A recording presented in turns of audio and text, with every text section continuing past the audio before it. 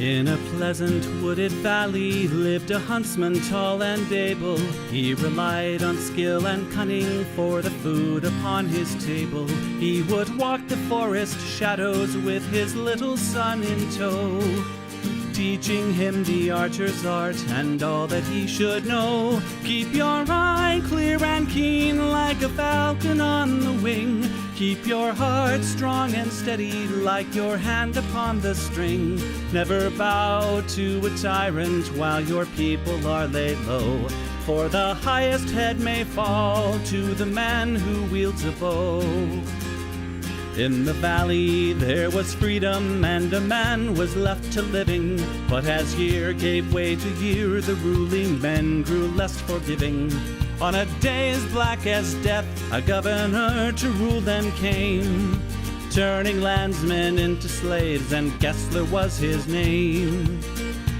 In the center of the village, Gessler set a lofty pillar, and he ordered every subject, be he serf or be he miller, to do homage to the hat that Gessler placed atop the pole, or to forfeit to the crown his life, if not his soul.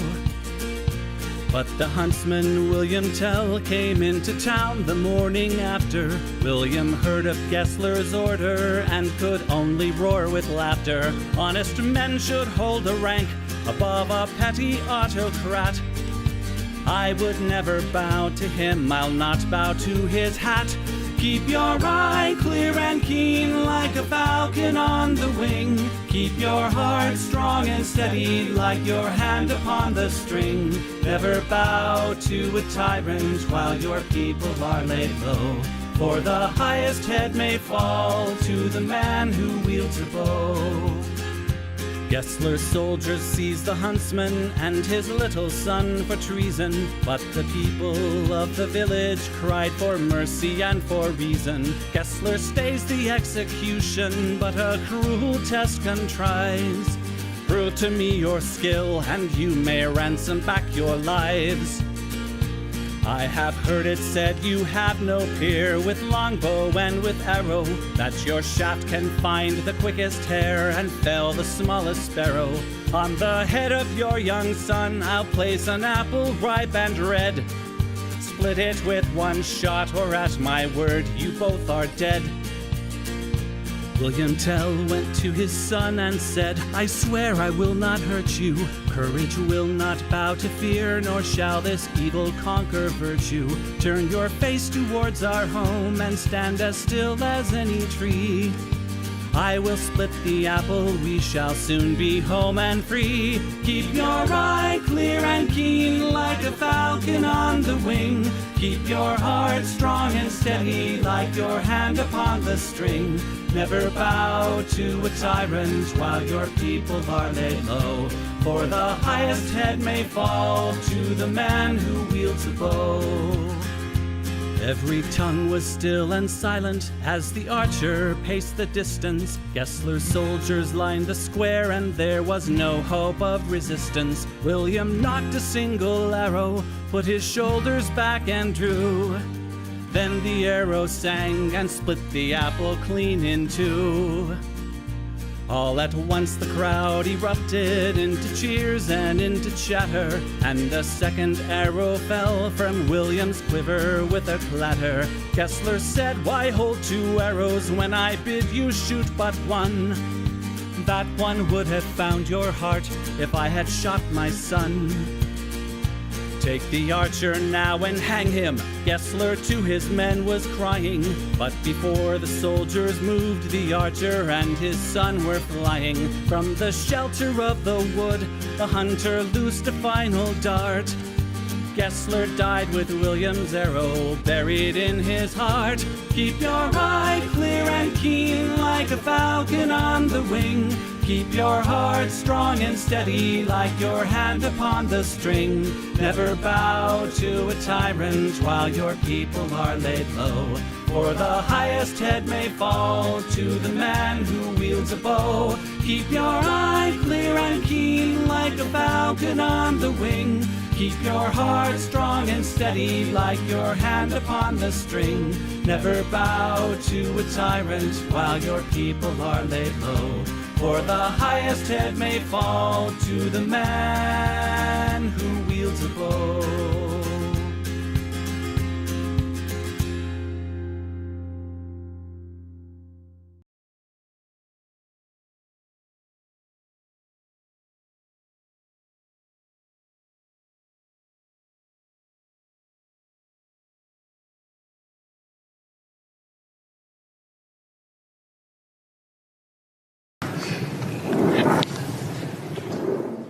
The order has come down to this committee. Find $880 billion. Find it for what?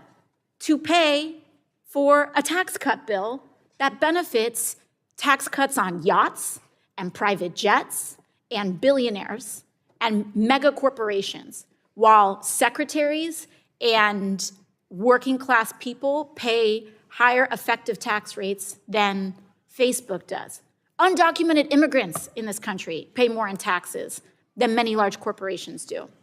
And so the argument here that these cuts need to be for the sustainability of Medicaid doesn't really make sense when you realize that these cuts are being just moved to justify expenditures and deficit spending in another area.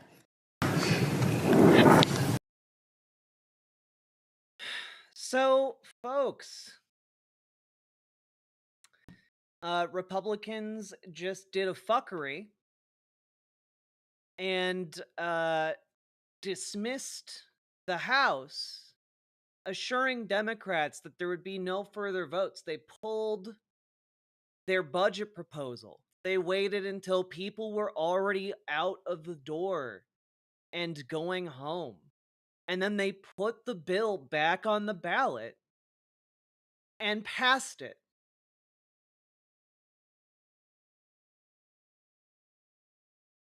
They have now passed that $880 billion cut to the budget. It just happened. And that $880 billion is being cut from Medicaid and SNAP, the food assistance program. And you might understand Medicaid as the thing that tens of millions, I believe up to 75 million Americans are on Medicaid.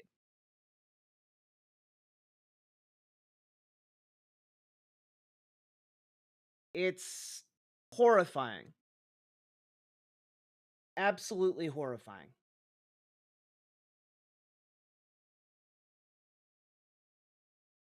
There's not really words for this, but yeah.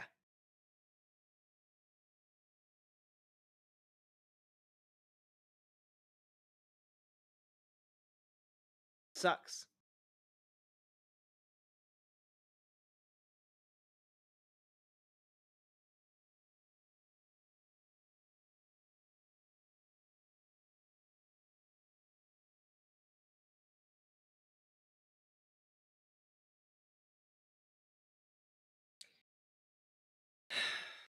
To Democrats' credit, they all held the line. You know, you got a guy out with a lung infection showed up. You got a lady who just gave birth who showed up. You got, you know, people who are not expected to show up. A lot of Republicans in these purple districts promised leading up to this vote that they were going to hold firm. They weren't going to shift. Literally right before the vote, all coming down to Congresswoman we in the House refer to as the Queen of Chaos, Representative Victoria Spartz of Indiana. Earlier today, she told Not Us she was a firm no and said, I don't change my mind. I'm very strong in my positions. She flipped. Once this goes into effect, this will actually cause riots? Yeah. this is one of those things where, you know, immediately you're not going to notice it. But when this budget does go into effect, it's I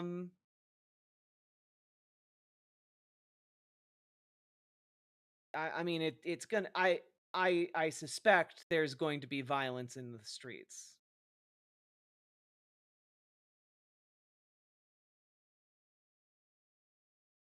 Yeah, it begins. The cool zone is beginning to get hotter. And every single one of these Republican fucks should be in jail. Just every single Republican. We need to have like a southern like a Sherman's March in a political sense.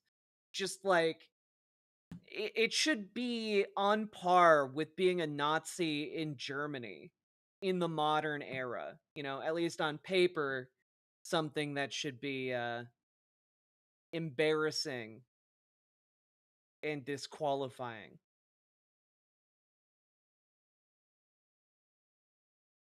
Where do we find if our rep signed it? I mean, I guess you could watch the vote.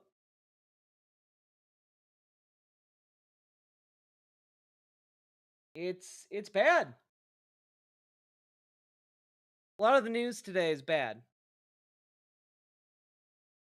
And that's true. It does have to also pass the Senate. But this was kind of the closest we were going to get, you know, to stopping a lot of this.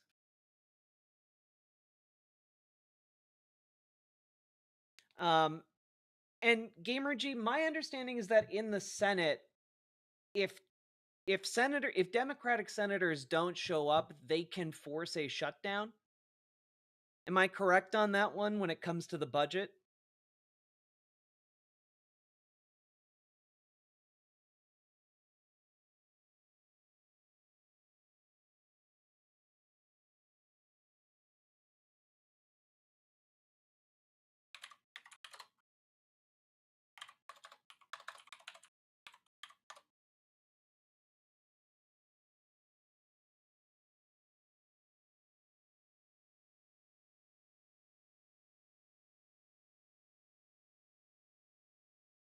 Did the budget pass? The budget passed the House.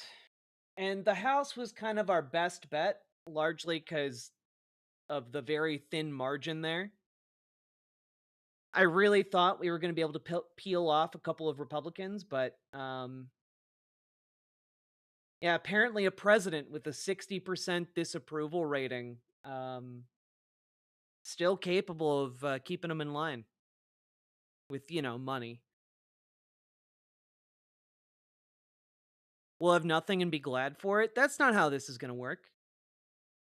People will have nothing and will be out for blood on account of that. People in America aren't just meekly going to roll over for this. I don't think that that is the case.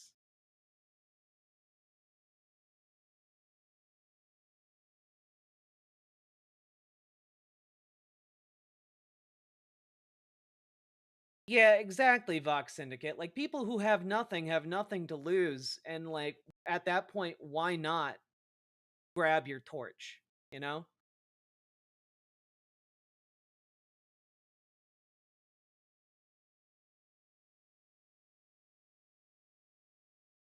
You'd be surprised?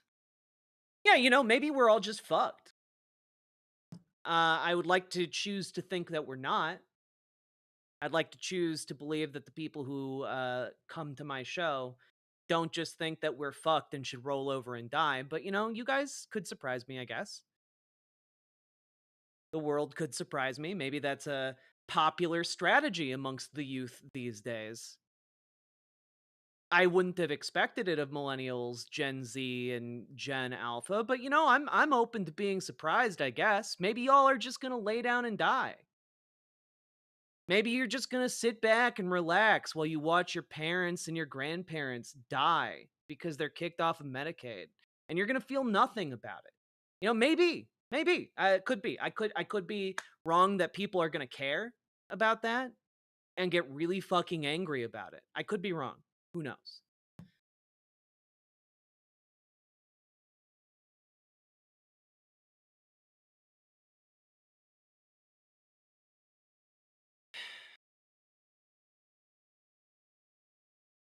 Yeah, honestly, if that is the case, Salmon Moose, we don't deserve to be called American. We don't live up to the low bar of our forebears.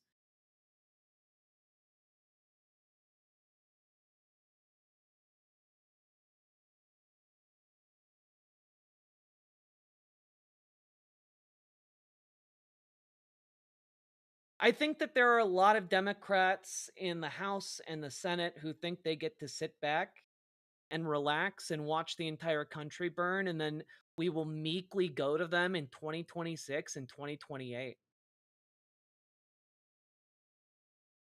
Should I from time Super Jet Guy? Yes. You can also use your calls to your representatives as carrots as well as sticks. Sometimes it's more satisfying to give them the stick, but if they do something good and praiseworthy, absolutely call them and praise them. They do like that when it happens, and it's relatively rare.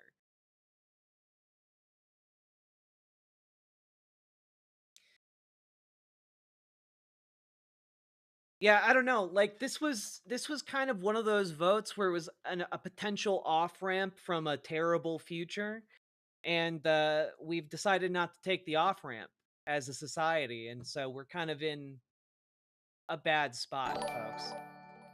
Yeah, it's fucking gross. I don't think we are fucked if history has taught me anything evil people never succeed long. Exactly. That's kind of where I'm at. We are fucked for but a moment, and tomorrow will be ours.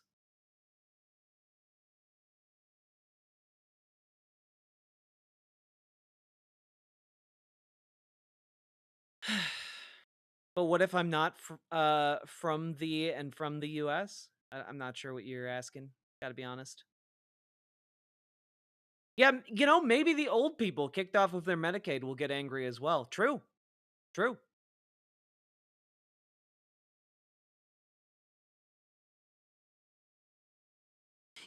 That's the thing, right? I'm just me who writes. I was talking to a friend today about some stuff going on. She was like, "I just didn't pay attention. I assume we're all screwed, so whatever."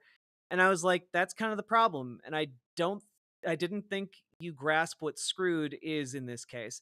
Yeah, that's kind of it, right? Like a lot of people are acting like getting screwed in this case is bread prices go up 50 cents.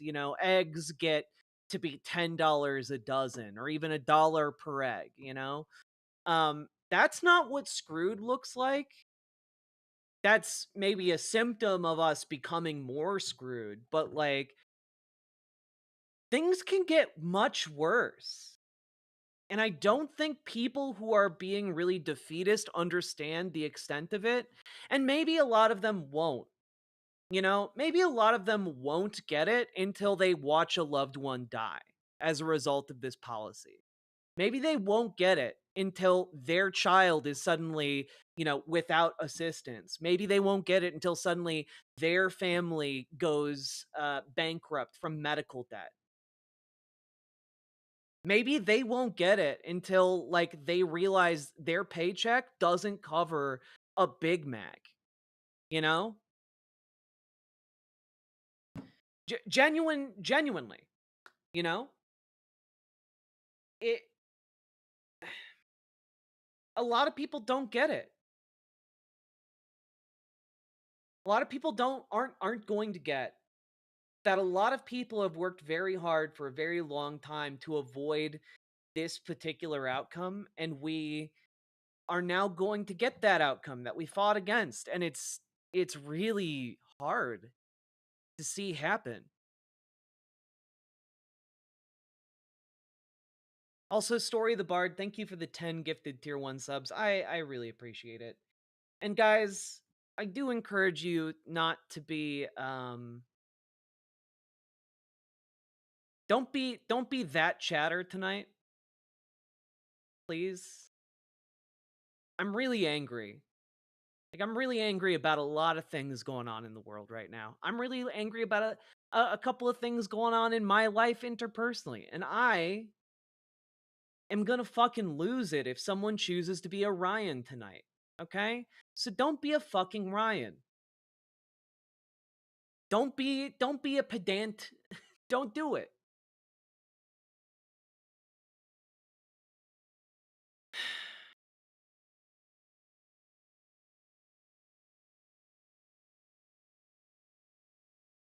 And yeah, I mean, it's gonna be rough, guys.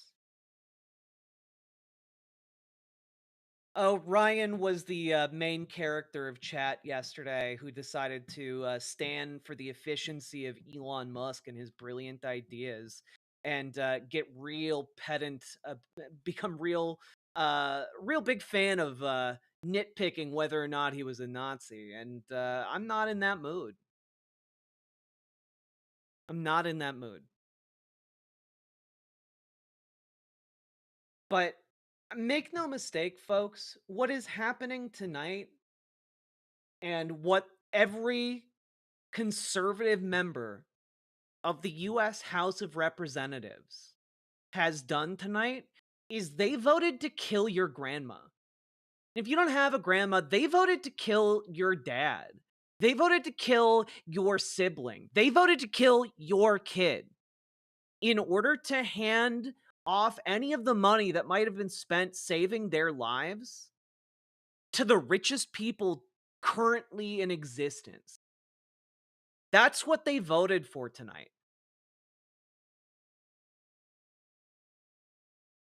There is no other way of sugarcoating it. There's no other way of stating what they did. And they all know it. They all know they are politically fucked. Okay? They know it. And I will not give in to doomerism. it's I am so getting bad. my postcards ready for the Wisconsin SC election. Need to channel this rage towards something productive. Andrew S., me neither. I'm with you guys to the end of the line, folks. Wherever that may be. Thank you for the $5 super chat. And Charlie Jinmir, thank you for the $10 super chat. I don't know why text-to-speech is lollygagging about reading your chat off, but I'll read it out. Dark Souls teaches us we only lose when we stop trying. Don't go hollow on me. Fuck rekindling the flame of this empire. True. True. Yeah. Yeah.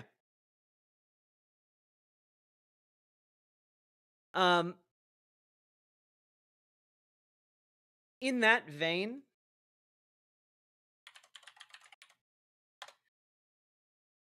I made a command in chat. !organize. If you need something to do. Oh God, it got fucked up over on by Nightbot. Let me fix that over on YouTube. I'm sorry.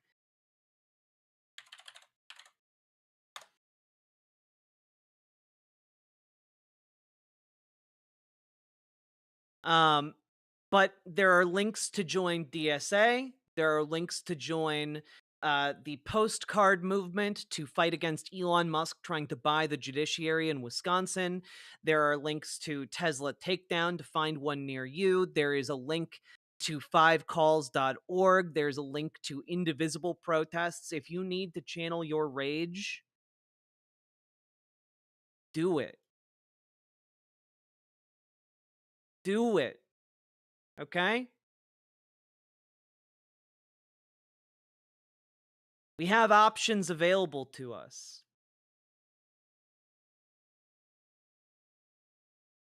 It's so frustrating.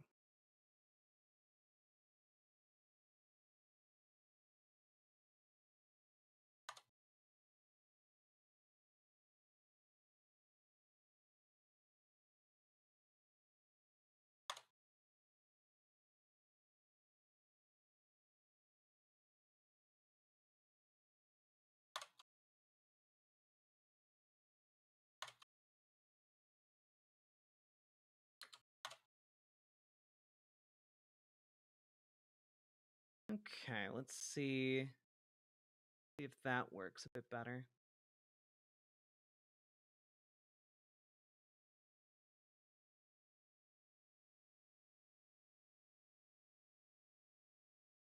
At least the links won't be broken. I don't know why it isn't working correctly, but that's fine.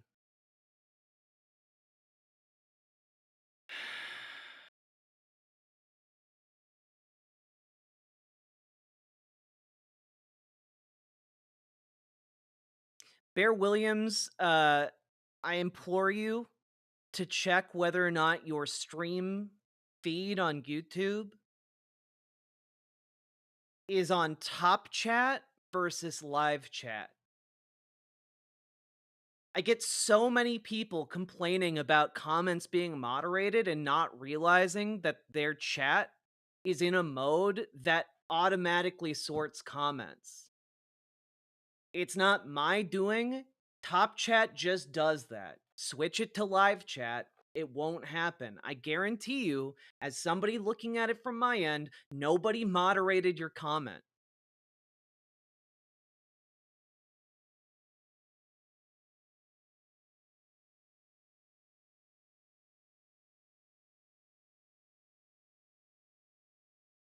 Is live chat the same thing as all messages? Yes.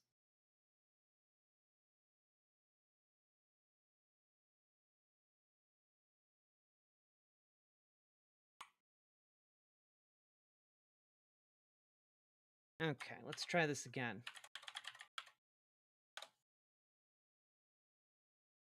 Hey Zeke the Beast, how you doing? There we go. At the very least, even though it's not formatting like the spacing I would like correctly, but at least now all the links work, so I'll take it. There we go, we fixed it.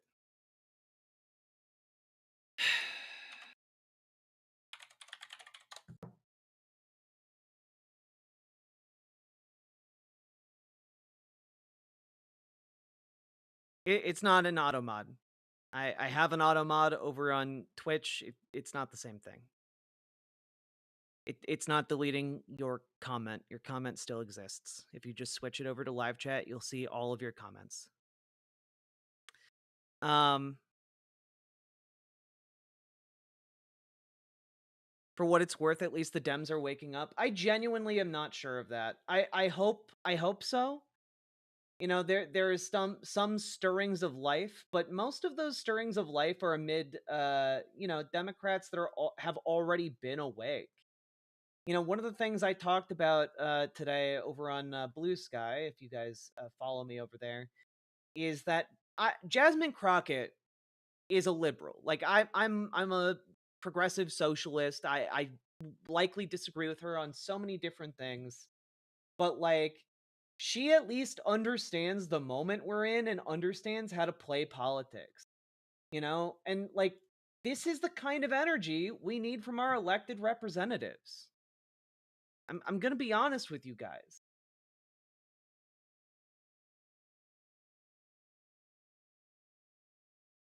Oh, we had ourselves a bit of a hiccup.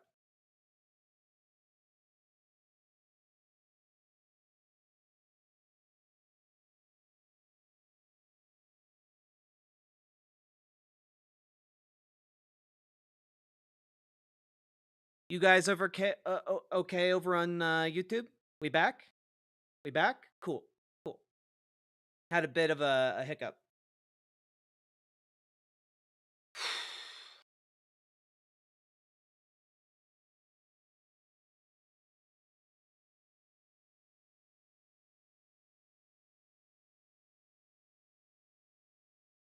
Oh my god.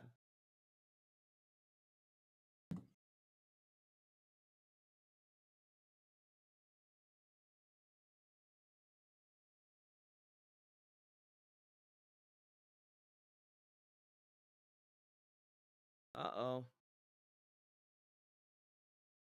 We back? Oh my god. Twitch, why?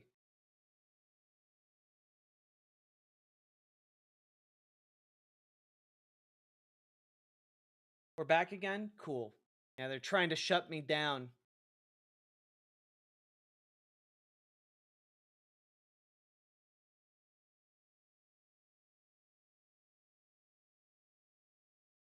Who is they? I don't fucking know. Twitch, why?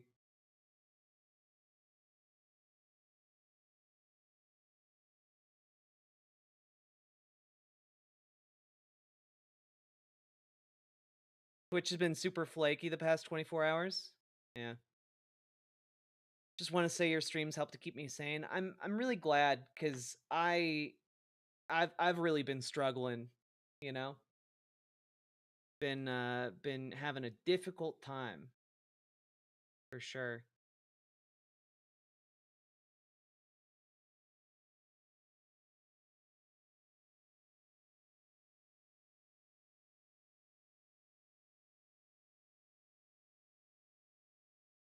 Are we back? We back?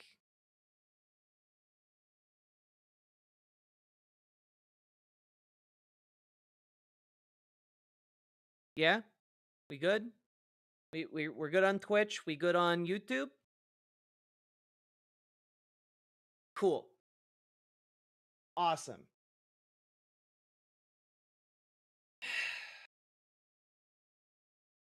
Man, fuck Twitch. Guys, one of the things I've been dealing with today is that Twitch decided, are we doing this again? Are we honestly kicking me off of Twitch again?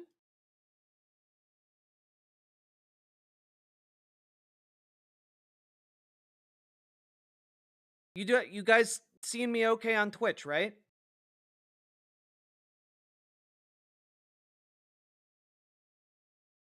Yes, okay.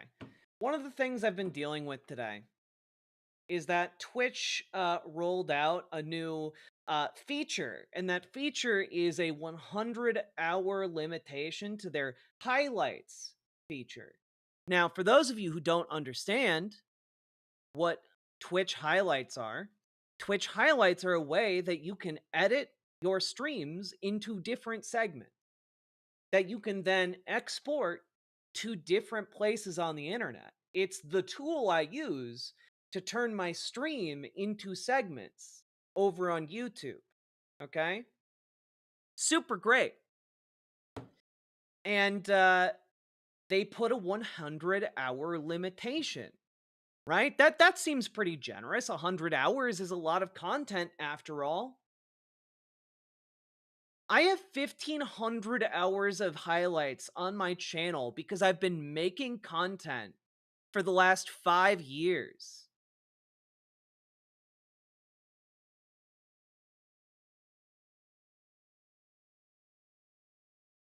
I have 5 years of content. You can go and look at my highlights on Twitch.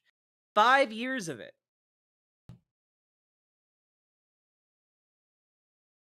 And I have to delete all of it if I want to make new content. Are we good on DLive and Kick? Yeah, we good on DLive and Kick? Oh god. Yeah, if I ever stream on Kick, we're gonna be having guest stars with like 13-year-olds who I don't know, carjack people for fun. So much content is about to disappear. Yeah, I have to delete all of it if I want to be able to make more highlights. So if you guys have noticed like a sudden drop off in content going on YouTube, it's because I can't make new content until I delete 1,500 hours of past content. Well, Josh, here's the thing. The VODs of the streams do not count to the highlight limit. Those are a different thing. They just specifically want to give you only 100 hours of highlights, which in turn means that all of the content they encouraged us to make on Twitch out of our streams with thumbnails and all of that is just going to be deleted. They want it gone. Do you have to delete it from YouTube as well? No, I don't. But I need you all to understand, most of those highlights are less than an hour long. Some of them are a couple minutes long. I have to go through and delete them, page by page. It's going to take me several hours to delete all of my content.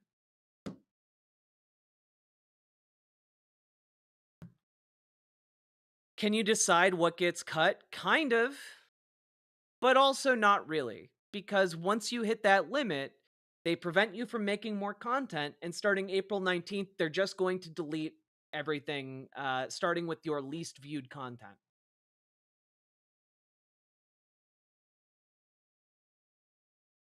I need you all to understand that while I spend a lot of time making the actual streams, being on camera, doing this thing, I also spend an ungodly amount of time cutting up streams to turn it into content.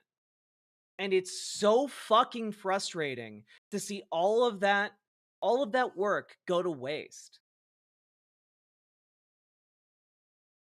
Could you put your highlights on a storage unit? Yes. However, I need you to remember it's 1,500 hours of content.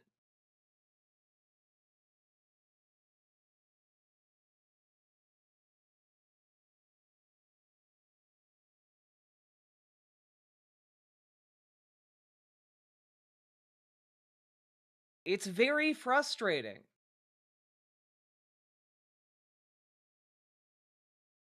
So, the issue is, I have to spend, instead of the hours upon hours it takes to make the actual segments from all of the content that I put out there, I have to spend that time deleting all of my old work. And it's just frustrating on a principled level, like out of principle. That'd be like if I suddenly had to get rid of all the doodles in my notebooks. Yeah, it sucks. I'm really angry about it. And it's an amount of content that is prohibitive for me to download and store locally. Now, granted, a lot of it is over on YouTube, not all of it. I'm sure there are segments that never got put on YouTube.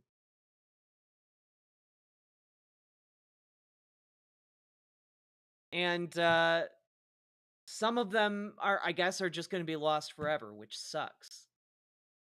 I was actually looking at my my highlights. You guys want to know what my first highlight on Twitch is? Anyone? Anyone want to take a guess? It's actually a video version of my old show, The Best Games Period, where I have a guest on named Jordan Black, who many of you may know better as Dead Domain. And part of me is just like, man, I don't want to delete this stuff. I don't want to do that. It sucks. It makes me so mad.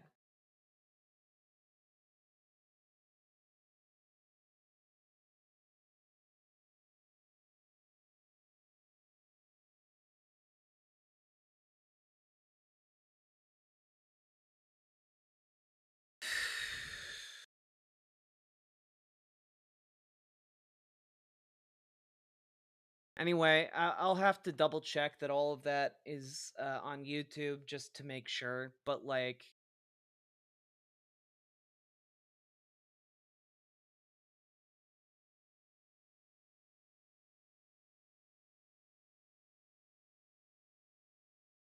sucks.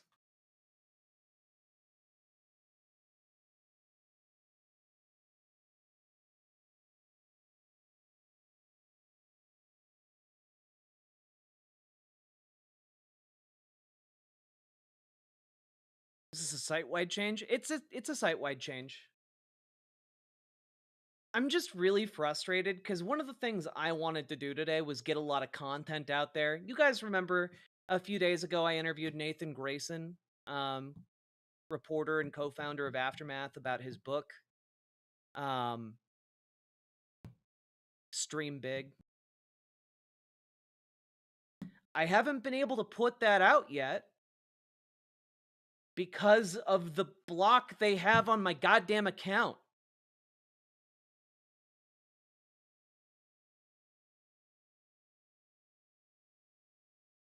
So it's very frustrating on a number of different levels, like personally, professionally, stuff like that. I'm just really fucking angry, guys. Anyway. This is the energy all of our Democrats need right now. If you could speak directly to Elon Musk, what would you say? Fuck off. That's it. If you Yeah. We need that kind of energy.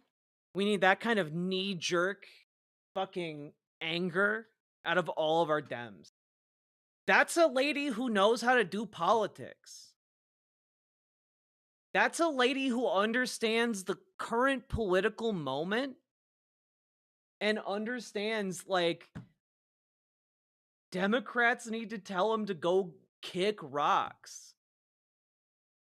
Well, the thing is, Gamergy, she's a lib. Like, she doesn't have great policies, but she has better policies than most Dems. And she also understands how to do politics. You know? Like, there was a time in this country when politicians understood politics.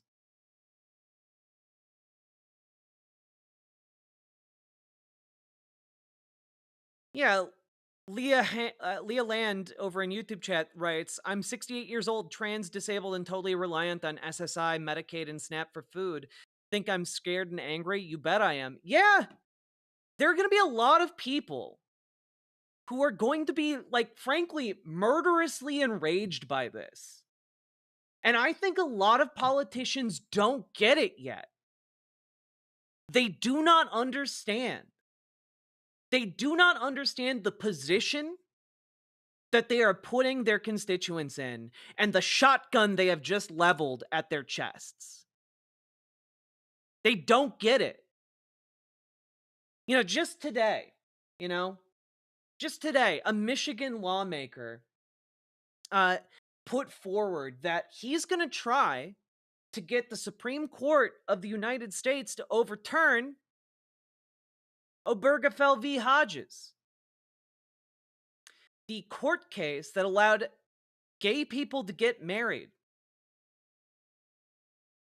And I genuinely don't think these stupid motherfuckers, yeah, Josh Shriver in Michigan, these stupid motherfuckers haven't thought about it long enough to realize that actual people actually fought and actually died for those kinds of rights. Real flesh and blood individuals gave their lives to get us those constitutional rights, to get us programs like Medicaid and SNAP and Social Security. They do not get it. And what they are potentially fatally not understanding here is that people will still stand up, fight, and if need be, die to protect these programs. And they don't get it. To them, it's just a football. It's just a fucking game. They don't think it's real. It's just a concept. The second this shit actually lands on their doorstep, like, there's going to be some kind of reckoning, and it's not going to be of the, peaceful variety. And I don't think they get that. That's kind of the unfortunate spot we're in here now. Like, I advocate for peaceful, non-violent protest. But not everyone in this country thinks the same way. And not everyone is going to have the luxury of thinking the same way. Because there are going to be a lot of people in whose mind they are going to have a choice between either protesting in whatever effective means they feel they can, or dying. And when you put people in that position, I think that that is a recipe for an entire legion of Luigi Mangianes, right? That's what you are creating there. And these people just don't get it. They're setting up a system in which they are going to be the targets of people who wish to do them harm because they have attacked a core and fundamental right that every human being should have. And I don't know how to say in more words that if you are kind of checked out of politics right now, you're going to be really gobsmacked if things keep progressing the way they're going. And I need to really emphasize here on this show, do not violently protest. Do not do that. This is not the place to Fed post. This is not the place to talk about doing that. Don't do that. What I'm doing here is simply explaining the systems that these Republicans are setting up as we speak. Okay?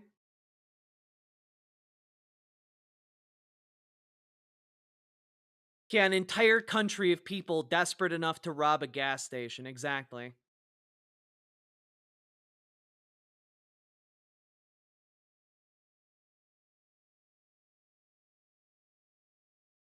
Mr. Miyagi, for now, yeah.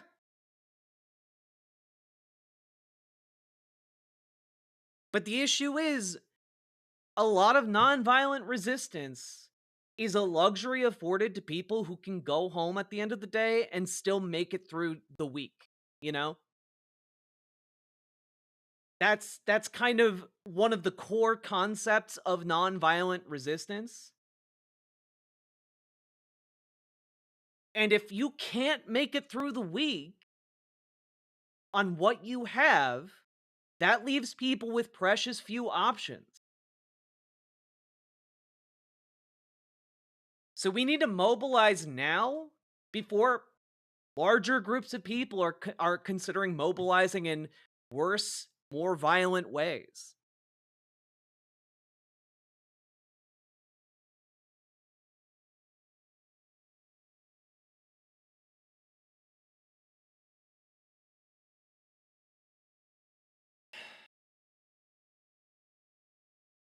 Like, for example, that guy who wants to outlaw LGBTQ people.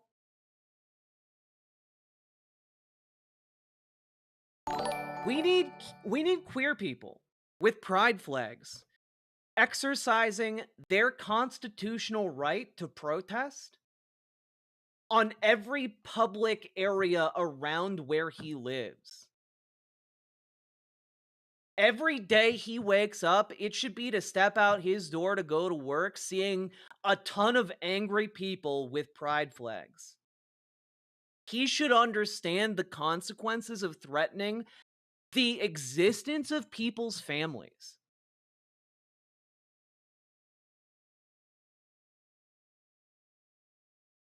Yeah, eventually there's going to be a bunch of people who are mad as hell and who are not going to take it anymore. And right now I'm there, guys.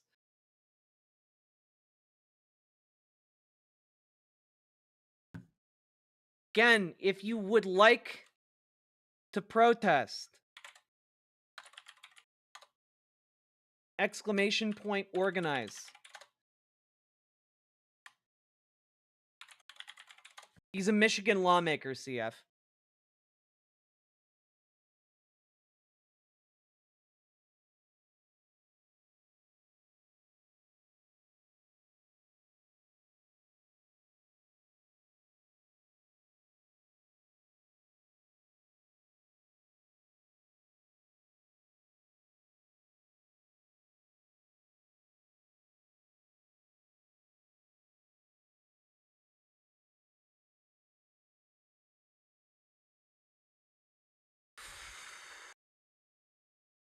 Well, Starm, that's kind of it. Most people, at the end of the day, a lot of people just care about them and theirs.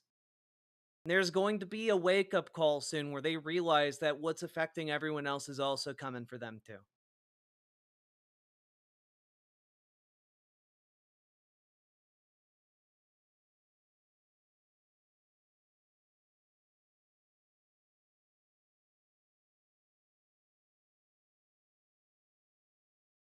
Yeah, for a lot of people, we are the annoying, irritating friend who asks them constantly to care about things they don't have the bandwidth to care about. But you know what? We gotta irritate folks. We gotta do it. We gotta mobilize people or die. You know? It's only by banding together that we are strong.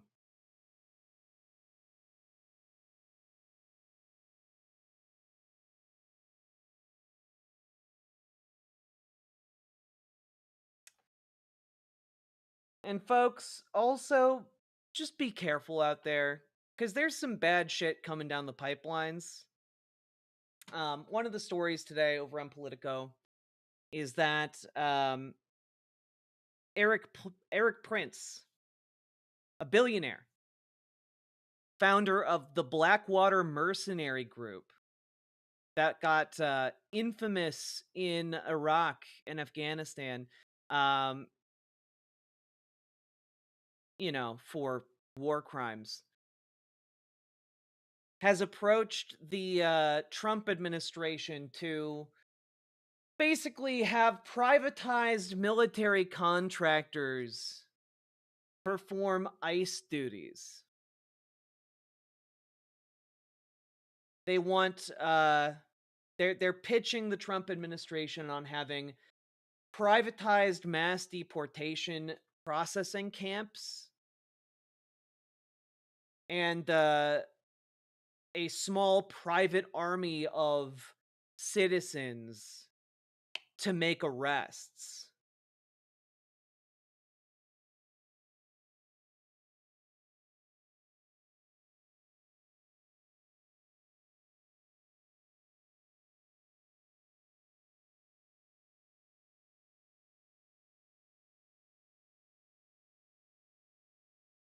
I can't really talk too much more about this story other than that pitch was made. We'll see if anything comes of it. If I were to elaborate more, I think that would not be great for the channel or for my safety.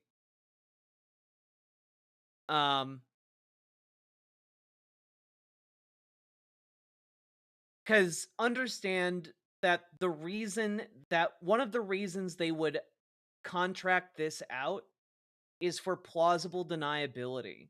It's so that if rights are violated, or rather when rights are violated, they can say, oh, well, it's not the US government doing it. We need to see proof. Teehee.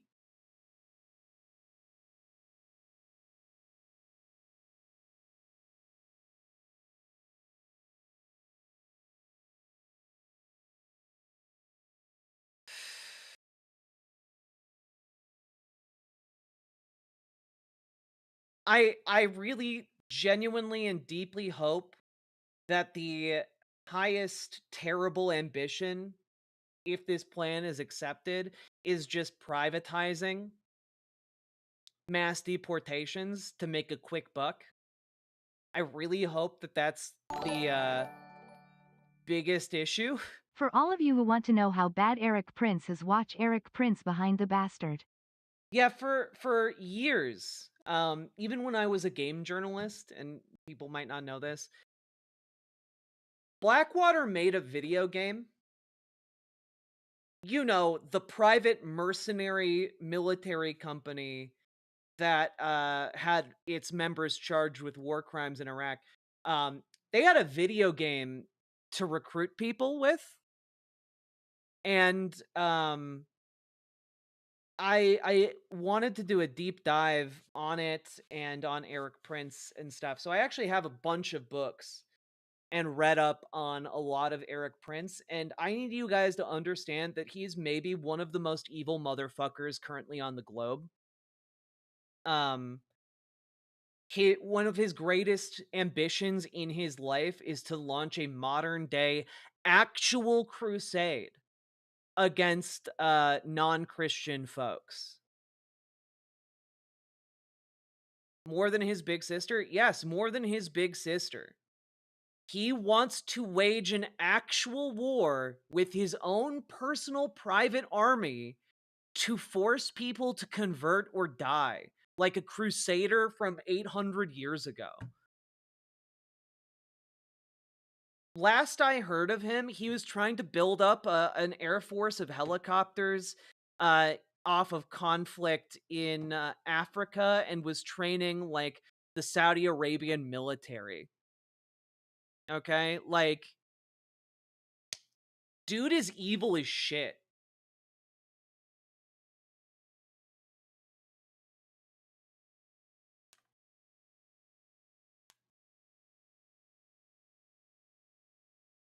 Yeah, not quite like bounty hunters. Way, way worse, crack and pill too.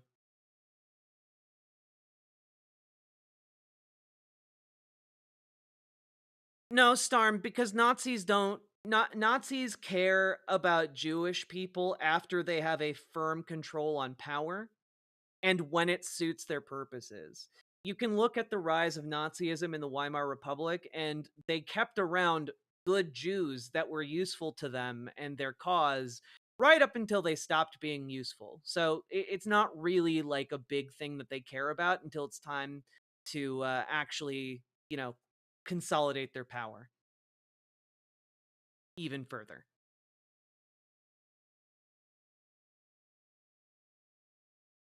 Convert to Christianity? Yes.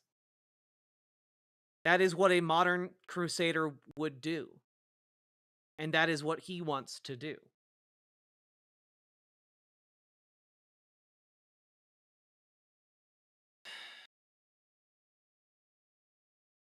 Yeah, Eric Blackwater was so reviled and Eric Prince so evil. They did have to rename Blackwater so many different times. They for a while they called it GXI. For a while they called it Academy because they were training who would have thought US police officers as well as Israeli police officers. Yeah, no, they're bad. They're really, really bad. It's really hard to put into words how evil and bad. Academy with an I, Super Jet Guy, because that makes it pop. Also, for the soldiers that they enlisted, they recruited poor Latin American kids and then wouldn't let them go home. They literally kidnapped people from across Latin America and then sent them to kill people overseas and wouldn't let them leave.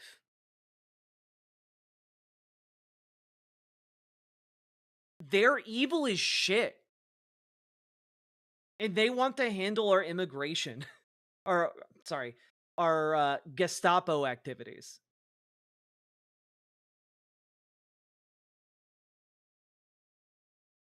It's great. Great stuff.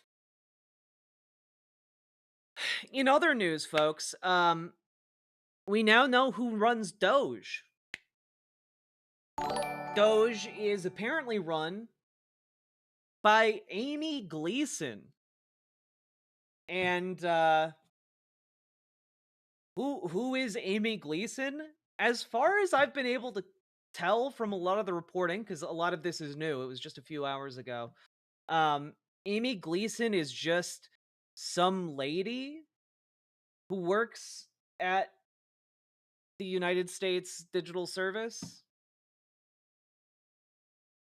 And I do think that she has ties to like Peter Thiel through like a guy and like a capital group that she worked with. It's a whole thing. It's a whole thing. It's really dumb. No, she's a real person. I looked it up. She's been there for like 15 years or something. Is it actually her or is it Elon? Well, that's the thing, comrade girl. She has apparently been on vacation for the last month or so. So that's why nobody could say who was in charge of Doge. And on top of that, um, you know, uh, when people go on vacation and no one can talk about who does their job. You all are familiar with that when your boss goes out of town and you can no longer say who your boss is. You also all understand that when someone in the government goes out of town, there becomes someone who is the acting head. And when the acting head goes out of town for vacation, someone below them becomes the acting head. That's how government works. So saying, oh, well, she was out of town, then the question is either she was not actually on vacation and working, or somebody else was the acting head. Who might that be? You know?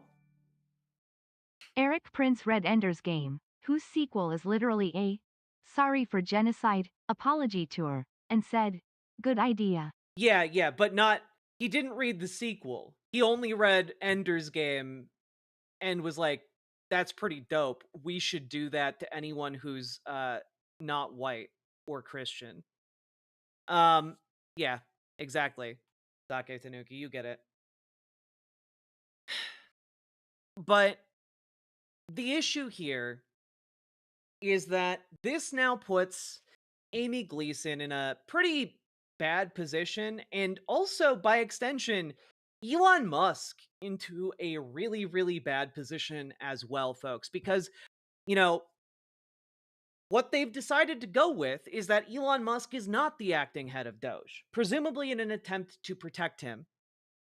Because as everyone who's been paying attention to this knows, Elon Musk has been running Doge. Everyone in the government has deferred to Elon Musk on this. Every Republican is telling their constituents, yep, Elon Musk is running Doge. I agree with Elon. Elon cracked the code. Speaker of the House Mike Johnson literally said that yesterday. And as we talk about this, understand that Elon Musk has gone on the record numerous times giving these directives. A lot of these emails that have gone out across the entire government have gone out from Elon Musk.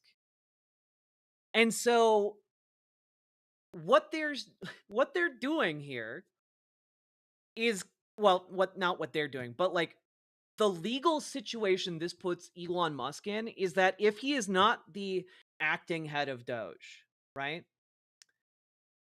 Then he is in fact doing all kinds of illegal things, messaging everyone in the government. If he's just some guy who advises the president, he does not have the power and authority to send out mass emails and fire entire departments. He can't actually do that.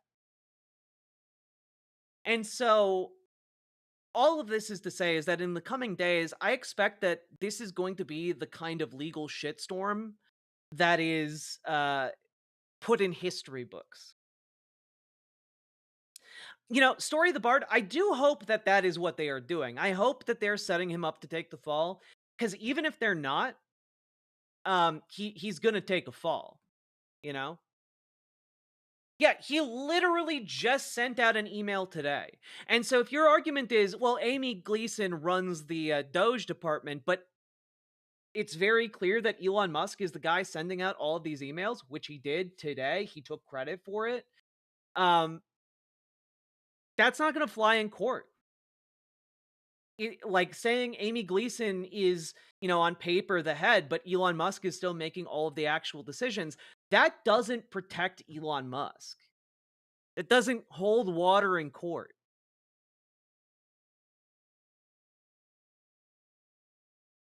Yeah, it will make for an interesting trial. True. True that.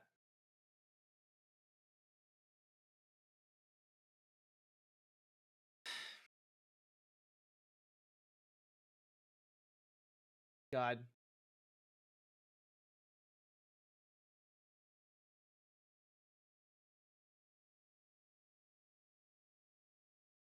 It really is. So much of what's happening today is just bad. On the plus side, in terms of legal rulings, judge tells Trump the Trump administration has less than 2 days to resume U.S. aid funding. So that's great. We might get the U.S. aid funding temporarily back. But, like, so much damage cannot be undone by unfreezing these accounts,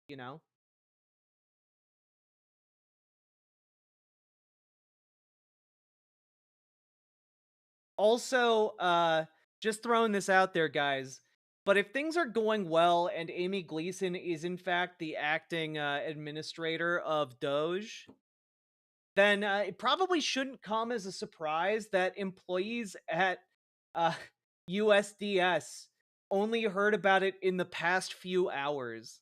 And now they're on record as saying that. So we'll see. We'll see. Well, yeah, in my rear end, the question, as always, is who is going to enforce that? And that question remains up in the air. We'll see.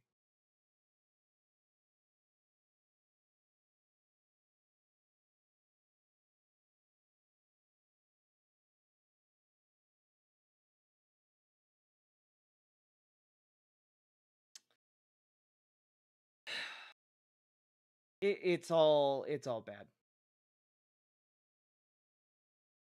You know? Also, can we just take a minute? Like, I know fuck CNN. Or sorry, fuck Elon Musk. Because, like, yeah, he's very clearly dealing to himself here, right? But also fuck CNN in particular. Elon Musk's Starlink gets FAA contract, raising new conflict of interest concerns. It's not concerns. He's getting the contract because he bought political influence. It's not because he has a long track record of success running different privatized, air traffic control towers. That's not why he's getting an FAA contract. Everyone knows it. The media whitewashing this or sane washing this or, legal washing this, whatever terminology you want to use, is a dereliction of duty. No one who works for these rags or is making these editorial decisions deserves to have a career in journalism. And it's just constant. It's just fucking constant. The New York Times earlier had a similar headline where it's just like, are you kidding me? I think it was on their Doge story. Something like Amy Gleason tapped to head Doge or something like that. As if it was a normal thing to, a month into the administration, just have a rando show up out of the blue that no one's ever heard of before to run an organization. Like, are you fucking kidding me? Try to stay strong, everyone, and keep calling all of your reps. Flood the channels and keep faith with the BWA. True, Ashley, true. Thank you for the 10 gifted tier 1 subs. And also, chat, do not get discouraged. Continue calling your representatives. Okay? I'm so ready for Trump to claim he doesn't do quid pro quo because he doesn't give you single English pounds. It's so true.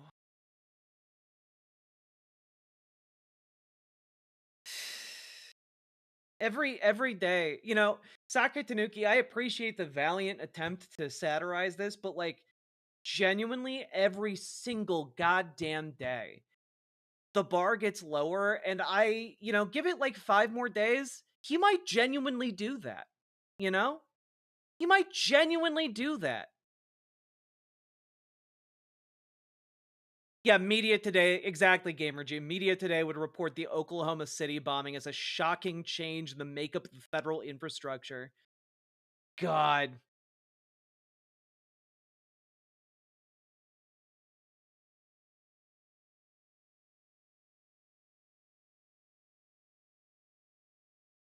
So, yeah. Just as an FYI, folks. Where things stand, the House on Tuesday narrowly passed a Republican budget resolution that called for $4.5 trillion in tax cuts for the wealthy. You know, for the wealthy, conveniently left out of here, New York Times, and a $2 trillion reduction in federal spending over a decade. A first step for advancing major elements of President Trump's domestic agenda. The plan's passage shortly after the vote appeared to have been canceled, set up a fight among Republicans over what federal programs to slash to finance major tax cuts. And genuinely, genuinely, okay, no fooling. There's a part of me that thinks that if you see a budget like this getting passed in the Congress, we might have like another occasion for a caning of Sumter. You know, like we need another caning on the House floor. Genuinely. Like you need to start throwing hands because at the very least that's going to gum up the works and stop the vote. You're going to get arrested, but holy shit. Maybe people deserve to get arrested to stop the vote for a little while so that constituents can realize they're being fucked. Did they mention the tax increases for lower and middle class? Nope. Because of course they don't. Of course they don't.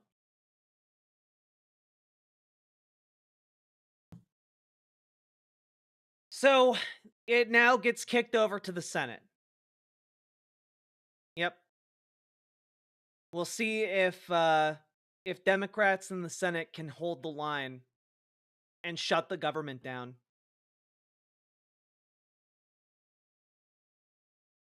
We'll see what they can do. And you know what? By God, you all need to be calling every single day your elected senators. If you just don't have it in you to call your elected representatives, at the very least call your senators because the New fire York is in their Times? court now. More like the EU York Slimes, right? I'll be here all night, folks. Thanks, Gamer J. I appreciate the $5 dono and the humor.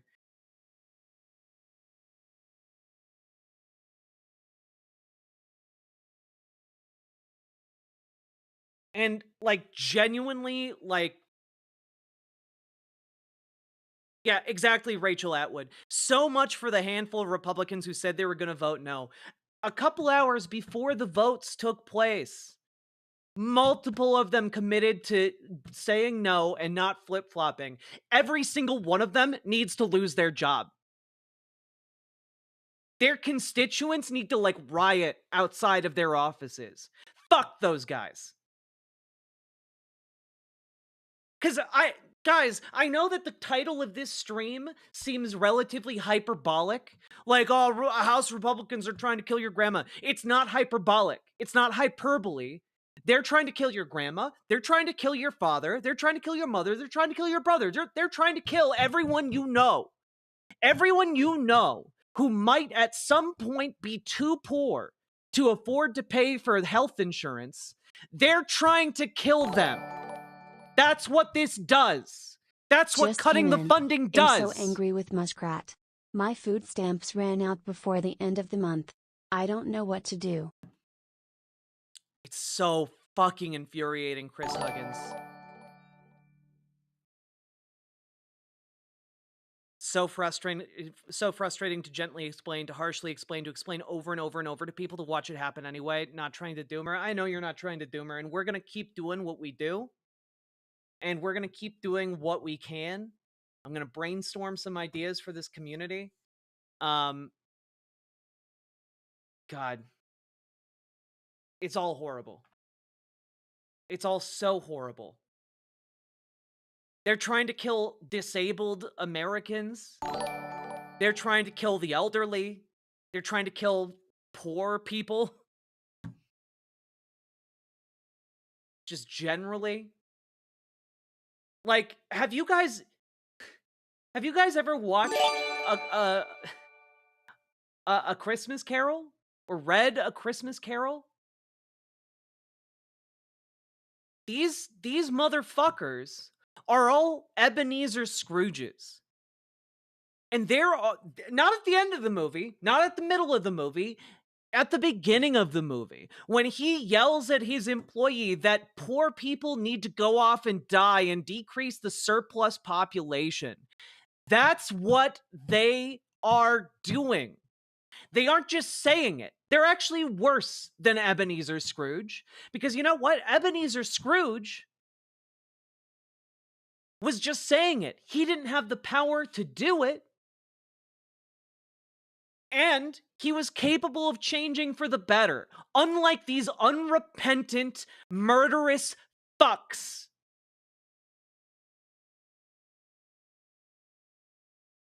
This vote, make no mistake, is a vote to kill the disabled and the poor in America. And if no one else will stand up and say that, I will. And you want to know something, chat? Every single person, no matter how comfy you are in middle class, no matter how comfy you are even in the upper class, the upper crust. I genuinely can't stand how we've ceded the taxes are bad narrative to all brackets. Exactly! Taxes should be higher, but benefits should be much higher to compensate. Exactly! Exactly!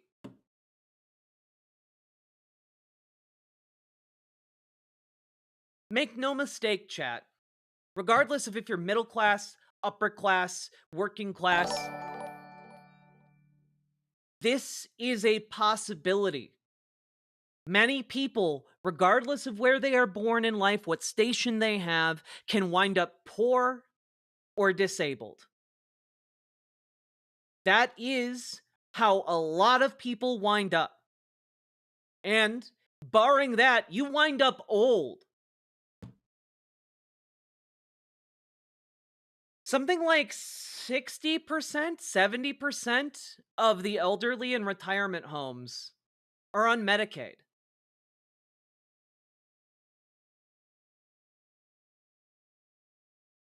You know, do you guys like being able to walk down the street and not see just the bodies of the elderly littered in the gutter? Because I like not having to see that. I like that not happening, generally speaking, where I am. This type of tax cut is what puts the elderly out of their retirement homes and in the street. This type of cut closes rural hospitals. So instead of driving 20 to 30 minutes to make it to your local emergency room, you have to drive 3 hours.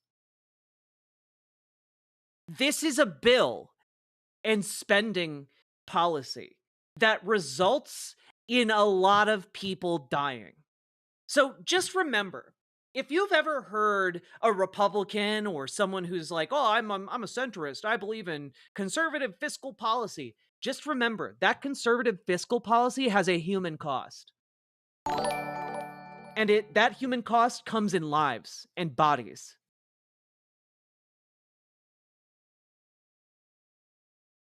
I'm so fucking angry. Here is Josh Shriver melting down because the Satanic Temple of West Michigan put up a Yule goat in front of the state capitol. Yeah, I wonder if Josh Shriver freaked out that Mar-a-Lago has a golden goat erected, made out of fake Donald Trump $100 bills. I wonder if Josh Shriver has that same amount of rage and indignation for his president. Probably not, because every single person like that has that cultist evangelical personality and idea, they're hypocrites to a man.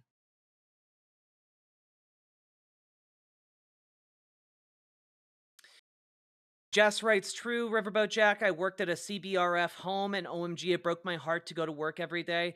These elderly people paid their fair share and so many of them were so lonely. Yep. Yep. No, Crochet Whimsy, that's a real thing that someone actually built and sent to Mar-a-Lago. People were photographed with it. That wasn't me doing a bit. That was real. The really shitty thing is, this cut is over 10 years, so most people aren't going to have the attention span to even notice people dying. The thing is, these cuts are so severe that people are going to notice it immediately. From the Process Man song, but soon you are knocking on, and you look older than you should. For every bob made on the job you pay with flesh and blood. Yep. We're headed into a government shutdown. That's the best case scenario here, guys. The best case scenario, and I need you all to be prepared for this, because we need to champion it and we need to cheer it on. And genuinely, if we do get a government shutdown scenario where Democrats hold the line and prevent a Senate budget to pass with these cuts intact, we need to call our senators every single day that they hold the line and thank them for doing it. I'm not even joking here. We need to do that. Much in the same way, we need to be calling them every day to tell them we want them to do X, Y, and Z. We need to call them every day and tell them to hold the line. We are proud of you for holding the line. Continue holding it. Because the best case scenario here, guys, is that the Senate holds the line and that these drastic hundreds of billions of dollars being cut from Medicaid and SNAP get shut down and thrown the fuck out into the gutter where they belong. All right? That's what we need to do. Tomorrow, you guys need to start calling your senators. You need to start calling and mobilizing to call every damn day to get them to hold the line.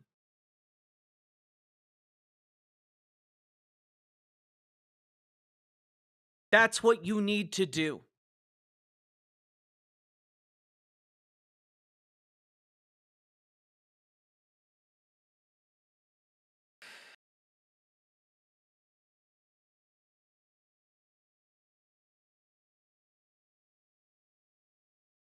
We're not taking the off-ramps, folks. I've talked about the off-ramps quite a bit. You know, the off-ramps to from Armageddon, and we're just not taking them, and it's really stressing me out.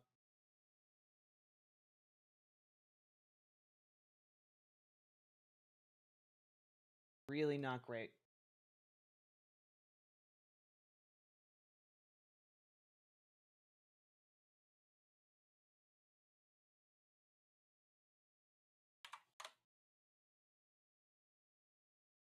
But I will say this, okay? We're in a situation where you might think, oh, well, this is over 10 years. It's not going to be felt immediately. Nah, folks. It's already being felt. Trump policy concerns send U.S. consumer confidence plummeting to 8-month low. One-year inflation expectations highest in over 1.5 years. U.S. consumer confidence deteriorated at its sharpest pace in 3.5 years in February, while 12-month inflation expectations surged, offering further signs that Americans were growing anxious about the potential negative economic impact of the policies of President Donald Trump's administration.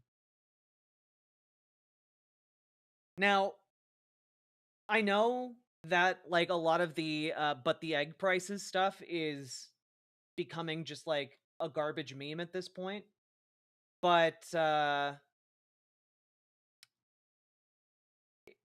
It's not good. And if you look at these kinds of cuts with this kind of like economic outlook, we're looking at a crisis the likes of which none of us have experienced. At least if you're my age, you have not experienced it. It's going to make 2008 look like a walk in the park. Are the VA cuts part of this? I believe so, but let me double check before you quote me on it.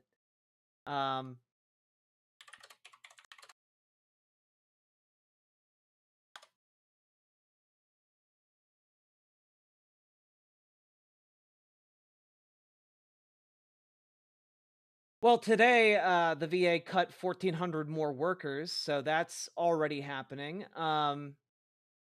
And just as a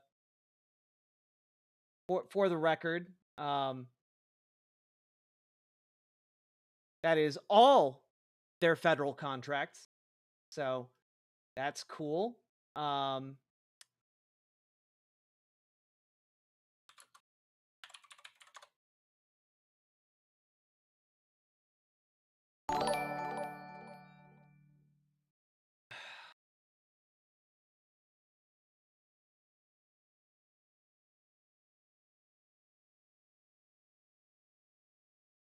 Doge is also apparently going to cut contracts that help veterans, according to reporting from Washington Post from 28 minutes ago.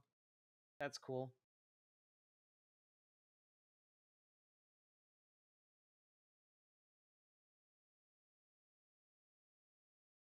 I'm 26. What was that crash like, actually? The 2008 crash was really, really fucking bad. A lot of people couldn't find work. It's not great. In some by some economic analyses, it did more economic damage than like the Great Depression did.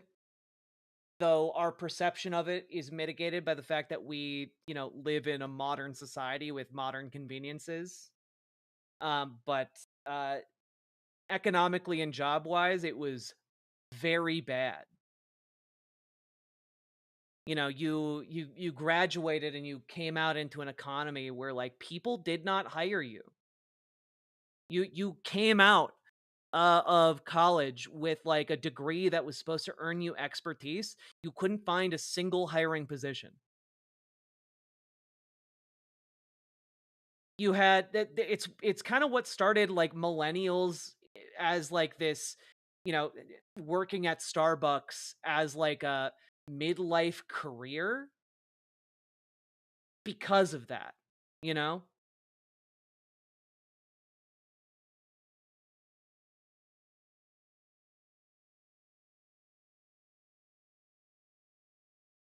And I do think that one of the things we're going to see happen here is we're going to see an awakening of class consciousness.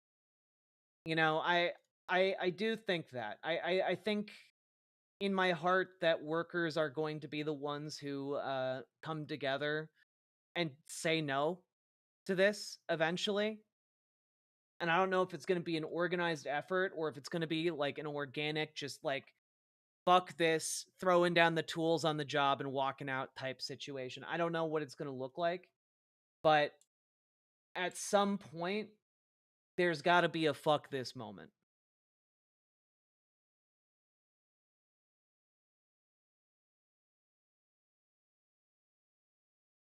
We'll see.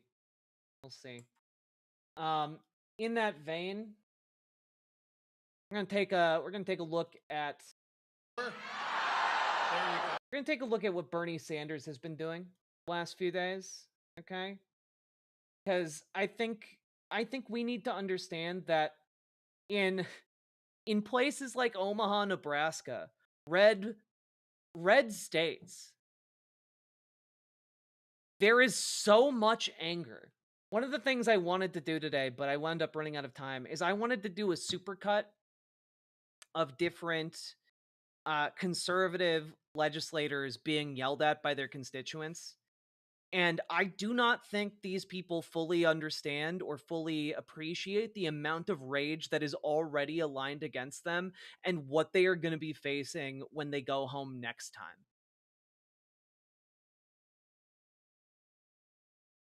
I don't think they understand.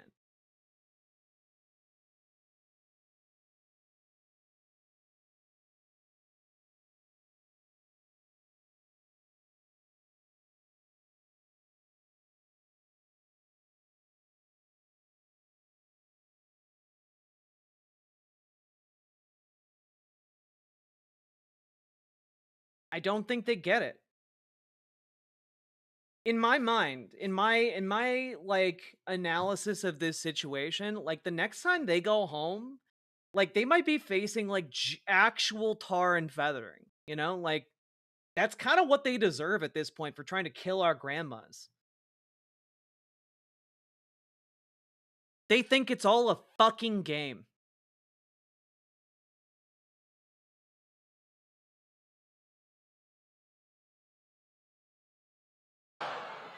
But we've been through this before. We know that action is the antidote to despair. November 2016 was another confusing and dark time. I was lost and struggling to figure out how I could help our community. By the summer of 2017, I decided to run for office to help protect public power and to ensure an equitable distribution of the benefits of the clean energy transition. That's right. I have always believed strongly in clean energy and local power. So how have you all felt since November or January or this week? That's right, that's right. Yeah, me too. Rough times is a massive understatement. Last night, my mom let me know how she's been feeling. She said, every day it's some other screwed up stuff. But that's not the word she used. Well said, Mom. The past few months have been increasingly hateful and selfish, with arbitrary, irresponsible, wasteful chaos in government cuts led by billionaire Elon and his puppy patrol or doggy team or whatever it is, causing destruction across our country and even right here in Nebraska. Funding to modernize the Omaha airport is being threatened. Farmers are struggling to understand the implications of tariffs on the sale of their crops around the world. Public health information is being hidden from the public. That's right. And technology to help keep our electric grid reliable and affordable is being held up and shut down. All this destruction is on the pretense that it justifies. I mean, guys, a lot of people are saying it's like the blue part of Omaha. Omaha isn't a blue place. It's not a democratic city, really. It's slightly more democratic leaning than the surrounding area, but holy shit, is it not democratic? Massive tax cuts to giant corporations and billionaires at the expense of working families. Nothing justifies that. What's up with the GOP Nothing. and loving inflation? Sounds like they have a fetish. Indeed, Sake Tanuki. So, are you going to allow that? Are you going to let billionaires deprive people of clean energy and run our government as a way to enrich themselves? Are you going to let 3 votes in the House of Representatives be enough to shred the Constitution of the United States of America? This, for those of you asking who this guy is one of the subdivision directors of the Omaha Public Power District. So he's one of the guys who own operates and oversees the democratically owned or the state owned power company, I guess. Are we going to let our representative be one of those votes? As residents of a district that voted against Donald Trump, are we going to let our elected officials know how we feel? Are we going to fight to protect Medicaid and education and programs that support working people? We are going to continue to support each other as we always have. We are going to stand shoulder to shoulder in solidarity. We are going to let our voices be heard. Yo, Underhill, I'm really fucking pissed off tonight. I'm gonna give you one shot. If you're in here to just shit on the idea of collective action, take a break for tonight, okay? Take a break. This is not a chat for you to be in, all right? Come back tomorrow. It'll be fine. But like tonight, I don't want to hear folks who are just going to sit on their fucking ass. I don't want to hear it from folks who are going to do shit. If you're going to do individual action, go do it. Go do it, motherfucker. When I heard of inflation and fetish, my headphones censored this in SFW. The fuck? Like, Jesus Christ. All right? If you are someone who's going to come in here and be like, oh, no one's going to do anything. Blah, blah, I'm just going to shit myself for individual action. Then go do it. Whatever it is, whatever individual action you're going to do, go fucking do it. I'm so sick of people who come into this chat and whine and bitch and moan, and then they don't do shit. You know, it's wonderful to see people coming together and doing the work.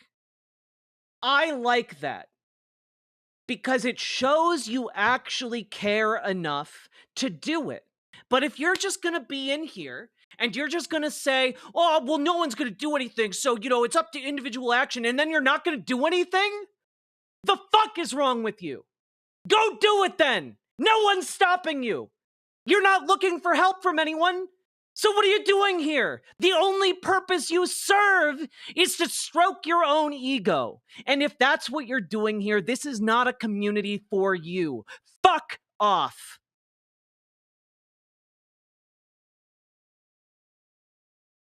All right? Are we on the same page? This is not a place for you to fucking masturbate your ego.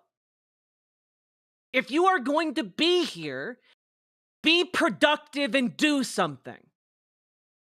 Even if it's just to learn, even if it's just to figure out what's going on and what you can do, that's doing something. But if you're just gonna be here to bitch and moan, to fucking masturbate your own self, there are chat rooms for that with other streamers.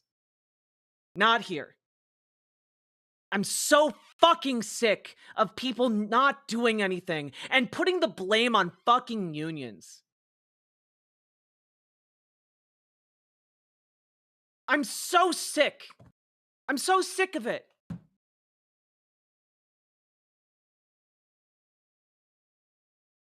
Who pissed off Jack? No one of consequence who will not do a single goddamn thing to improve their situation, let alone anyone else's. That's who. I look forward to continuing to work alongside all of you to protect our power. No, leave them the fuck alone. They don't deserve your time or your energy. It's better spent elsewhere. And now it is my great pleasure to welcome to the stage a true leader of our community, the Blue Dot elector, a passionate and dedicated neighborhood advocate, and my longtime personal friend, Precious McKesson.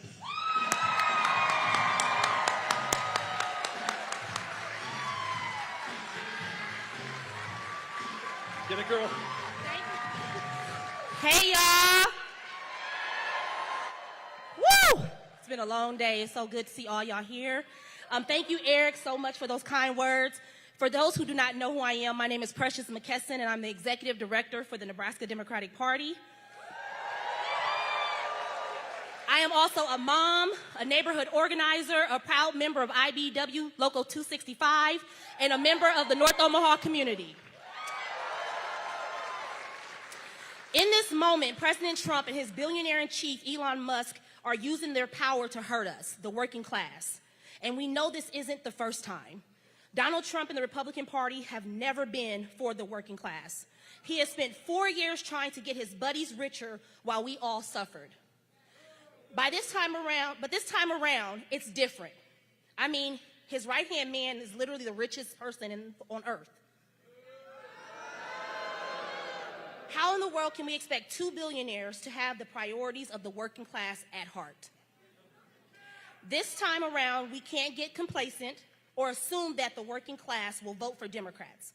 We have to be the party who fights for marginalized communities, delivers on providing livable wages to our For those of you who don't know, the IBEW is the International Brotherhood of Electrical Workers. It is a union. laborers, and we have to work each and every day to earn the votes of working class Americans. See you, Story. Thanks for being here. And that is why I am so proud to stand here today with you all and welcome my friend, my union brother, my fellow Nebraska Democratic Party leader, Mr. Ron Kaminsky. Thank Nah, I blame fucking Republicans, TC. That's who I blame. And Republicans come in all shapes, sizes, colors, and creeds, and I blame every single fucking one of them for voting to kill their own grandmothers. Thank you all.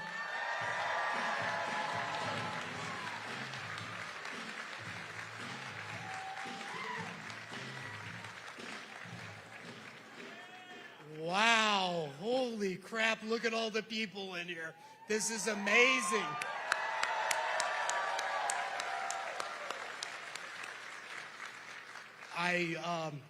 I'm amazed right now.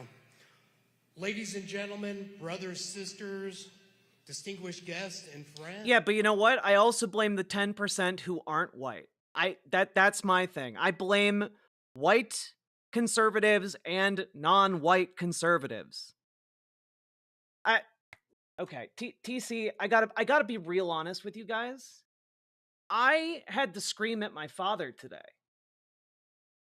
Had a really great conversation with him. And I am so fucking full of rage. There is not a way I can contain it. And I'm going to fucking lose my shit! If you are gonna be a fucking pedant in my chat tonight, so don't do it. I clearly laid out who the issue is, and it's fucking Republicans. I don't fucking care who they are, what made them that way. I don't care.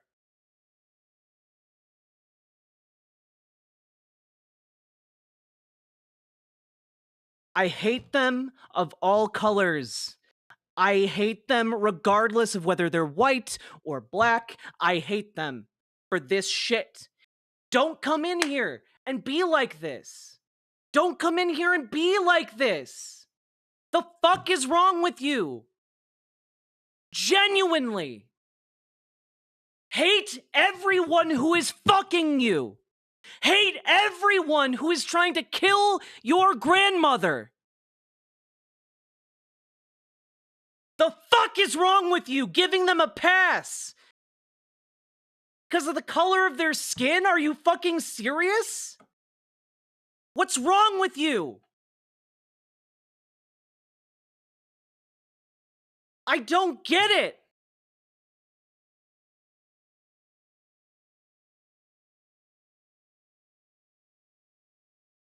I don't fuck with bigots. And yeah, most bigots in this country are white. Absolutely. There is a whiteness problem in this country that is associated with bigotry, and we need to address that. 110%. But if you are trying to address that by giving a pass to others, I don't fuck with that. I don't get it. I feel you, Jack. I'm about ready to doomer or throw tantrums to the other doomers. None of us are well. I get you. I feel similarly right now. I don't fucking understand.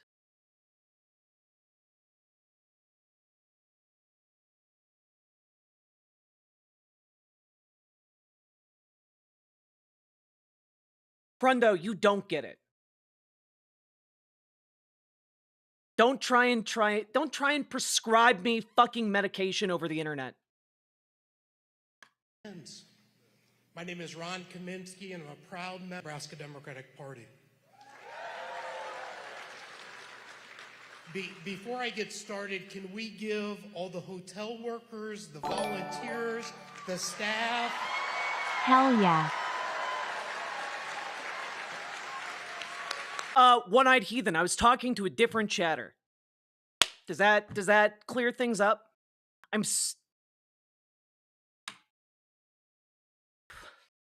so fucking angry. And I don't think you guys understand how angry I am. I don't think you guys get it. I don't think you understand. Sometimes you're not the main character of chat. And I'm really sorry that I'm this angry. But literally over half of our Congress in the House voted to liquidate your loved ones and mine. I don't know what to do with this rage. I don't know.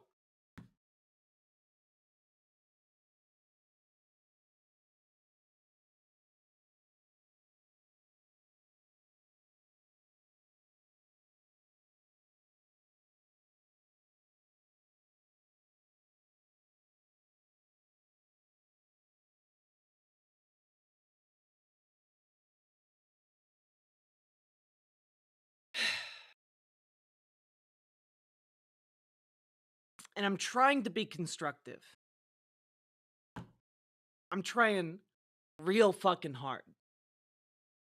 And some of you aren't doing anything wrong. I recognize that. I'm sorry I'm having big reactions. Sorry, One-Eyed Heathen. I'm sorry, Hrundo. I understand you guys both mean well.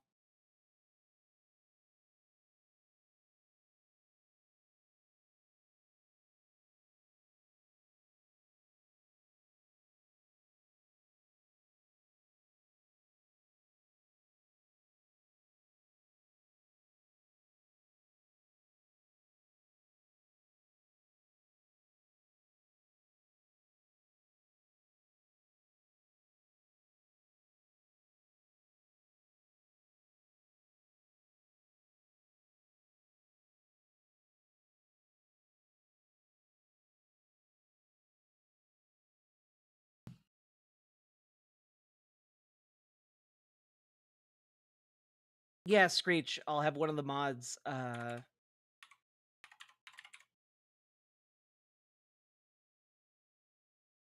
if one of the mods can post the organize command list into Discord. I think Nightbot cuts off the last one, so there we go.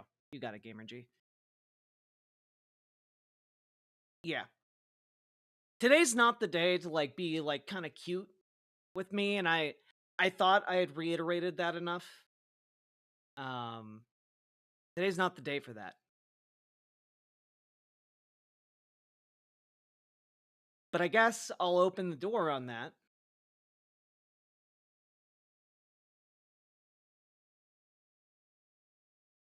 So a lot of folks know I'm not on good terms with my dad, right? A lot of you know I was raised in a conservative Christian household. A lot of you guys get that. I've talked about it on stream quite a bit. A little bit before stream, I got a call from him, and I picked up because he's been trying to do better, you know? And I've always wanted to, you know, I love him.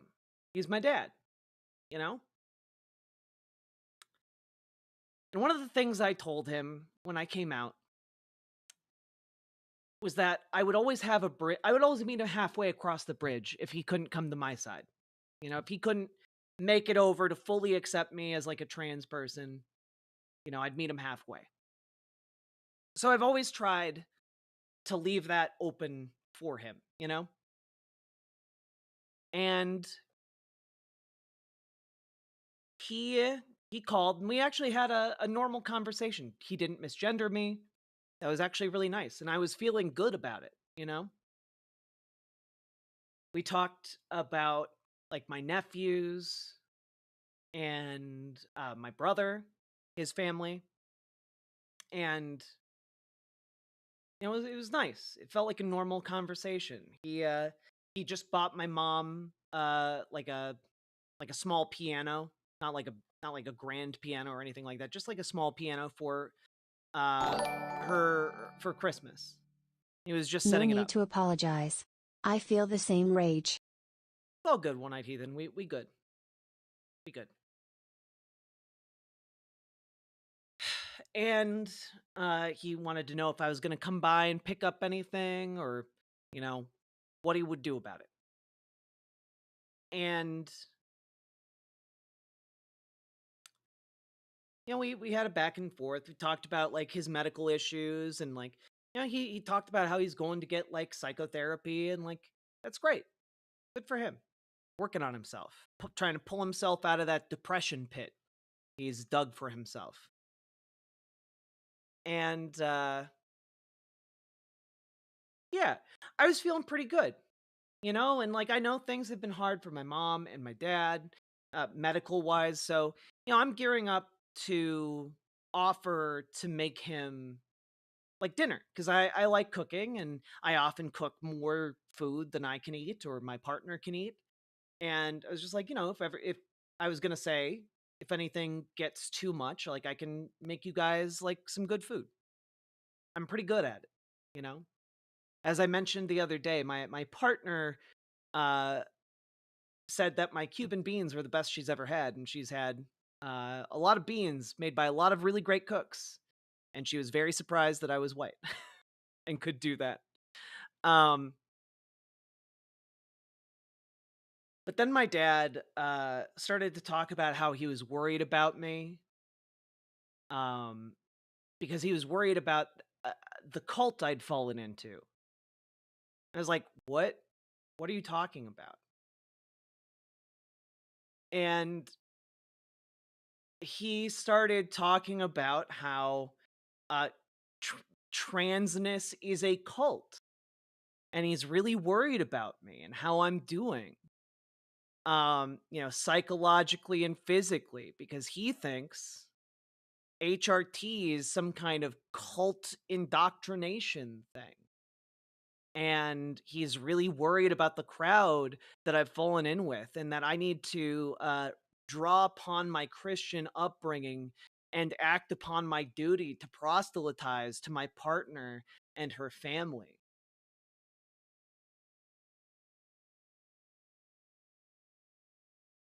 Um, and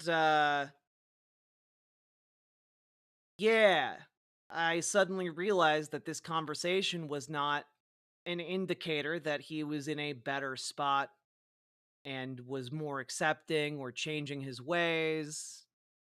Um, and he also didn't realize that my partner is gay. I For those of you who don't know, my partner's a lesbian. She only dates ladies. He thought this was some last ditch effort to be like a heterosexual.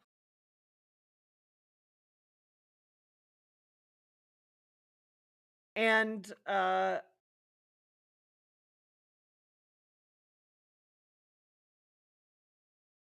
he had the fucking audacity to accuse my partner's family of being members of this cult for the crime of accepting me.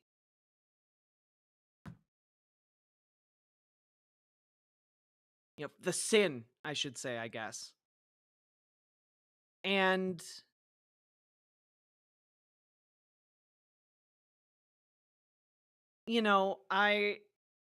I had to like stop, and was like, he's starting to talk about how like, well, all the transgenders are, the exploding in society, and it's really a sign that it's a cult.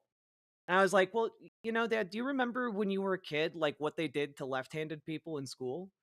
He was like, no. Like, well, they would beat left-handed kids until they stopped being left-handed. It's like, oh, I never heard of, I never knew about that. It was a very common practice. And once they stopped beating left-handed kids, Suddenly there's a lot more left-handed people. Similar principle. But he did not want to listen to that. And instead just was like, well, it's just my belief. I'm like, but Dad, my partner and I have been together for over 3 years. We're talking about getting married. And like, I can't invite you to the wedding. You know? Like, you can't come because you can't treat me with respect or dignity because you choose that belief and you choose to verbalize it this way. You know? Like, I'm not even asking you to change your belief system or anything like that. I'm just asking you to be able to treat me with respect. It's like, well, I think I treat you with respect. I'm like, but you don't. That's the issue. Like, my partner's family, I hang out with them all the time. I see my partner's mom. I see my partner's dad. I see my partner's brother and sister-in-law. We play D&D together. And I know for a fact that every single one of those people would throw down to keep me safe. And I know for a fact her mom would throw hands. I know for a fact that if they saw me get disrespected in front of them, they would fight for me.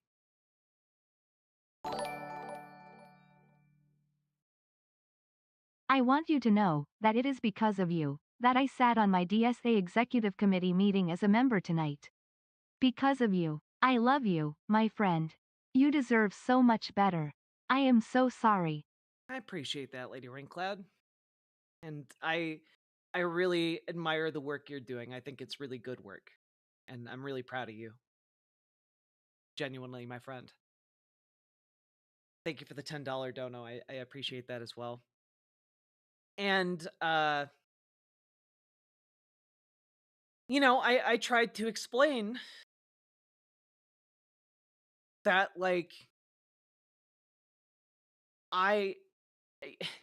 you know, like, also my partner's family, a lot of them are LGBTQ or some flavor of queer. And like,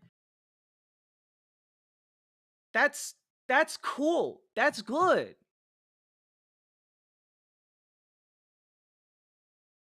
But I can't have a man who's going to disrespect me at that wedding or at any kind of event. Because by extension, he's going to disrespect like everyone else there. Everyone else. You have no idea how similar we are. Last week, my mother called and told me something like that we are going through the galactic ecliptic. Indeed, that is what is making the Earth hotter, and that is the sane-washed summary. Oh, Jesus, one-eyed heathen. I'm really sorry to hear that. Thank you for the $20 super chat. I really, really appreciate that. And I tried to explain it to him, and like, he just kept doubling down on like, well, this is my belief. This is my belief. It's just what I believe. But like, it's fine because I don't vote for Trump, but this is just what I believe. And I'm like, Dad, in order to believe that this is a cult, you have to disregard the entire scientific consensus about people like me. He's like, well, I'm just worried about, you know, I'm worried about you with everything in this country. And it's like, well, if you're actually worried about me in this country, then you need to fight this country and not me. You know?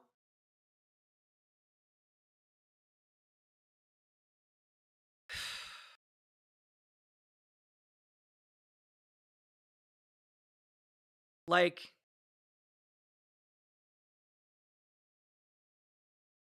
I don't know.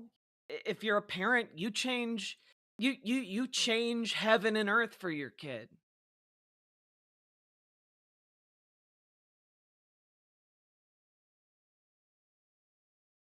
What did he say? He's just like, well, I just believe it, though.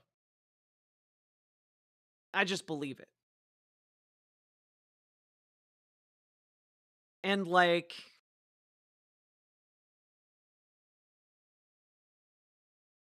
I had to explain to him that, like, how he treats me is not okay.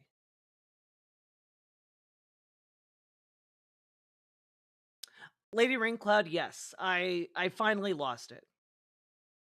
Because I told him when I came out to him, you know, I will always meet you halfway on that bridge. And he responded to me at the time and ever since that he would never meet me halfway on that bridge.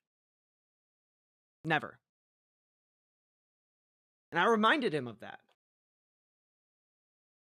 And I reminded him that his decision and his actions have effectively exiled him from my life. These are not choices I make.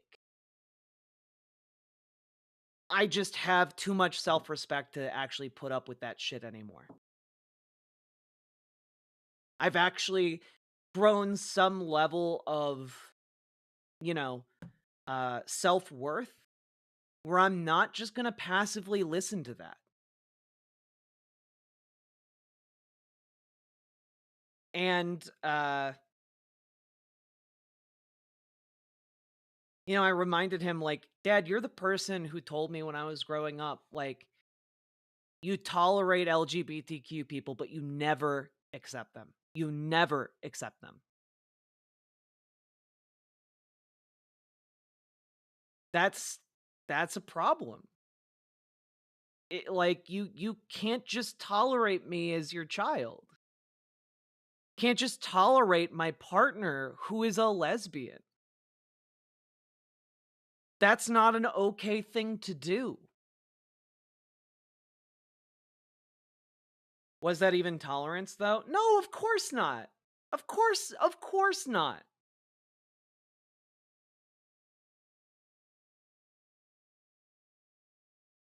And then he just tried to double down and talk about his, you know, religious view on the matter. And it's like, well, I'm not getting through. I've been as clear as I possibly can be.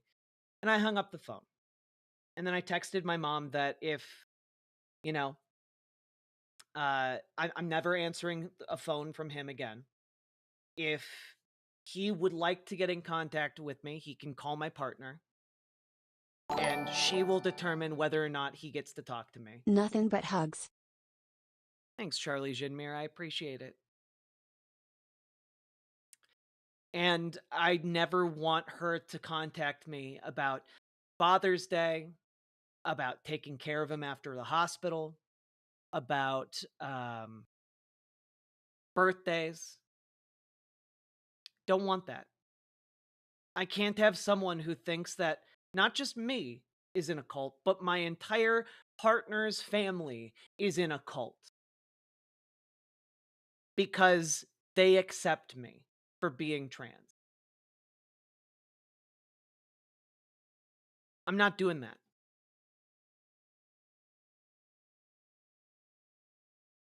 Not now and not ever. And it's a lot easier for me, I think, to take that kind of language when it's just me. You know, when it's just directed towards me.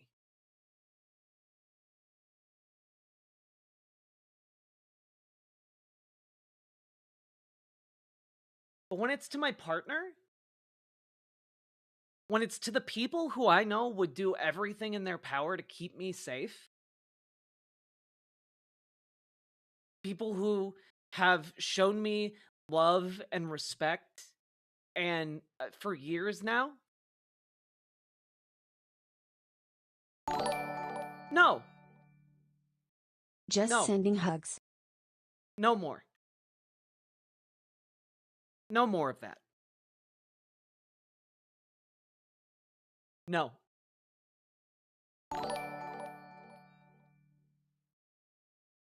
Listening to you feels like peering into my future.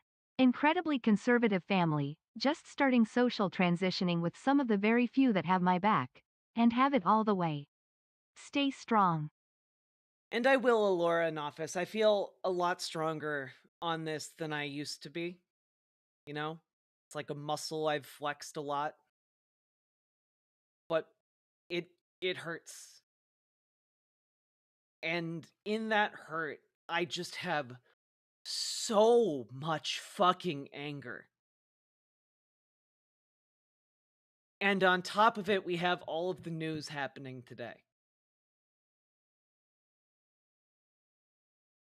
So I'm so fucking angry, guys.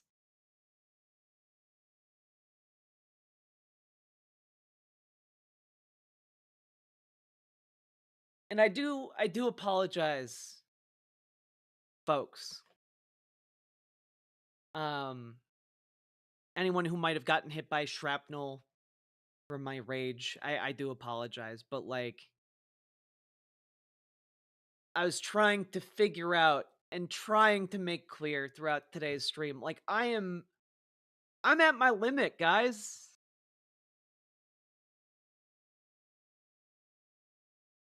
I'm at my limit. And I don't know how to make it that much more productive than to look at a Bernie Sanders rally, you know? I don't know where to go with it, other than solidarity. The right thing for you doesn't always feel right when you're doing it. I'm so proud of you, and thank you again for everything, heart, bouquet. Brianna Arabia, thank you very much for the $5 super chat. And yeah, that was definitely a time when I did the right thing, but I felt fucking terrible. And I still do. I am sorry that has happened to you. I think you are very strong. I had to cut ties with most of my family for how horribly conservative they are. They are Mennonites. Your anger is justified and righteous. Yeah, Mennonites will do that. Mega do. You I are so appreciate strong it. and an amazing person. I am lucky to call you a friend, and anyone who brings you into their life is fortunate to have you and honored to know you. Less than 3. Thanks, Diego. I appreciate it. Thank you for the $20 dono, and you guys are gonna make me cry. I've been trying so hard not to. I'm deeply sorry about your father and what happened tonight. White flag, rainbow. Me too. You know, like I really thought he was getting better, and I think that's part of what made Hey it such a chat, gut punch. Duck here. Love you all, but if you do anything silly you will be booped. Just a heads up. Love ya Jack, you are the bestest. Back to the blanket pile I go. Thanks, Duck. I appreciate it.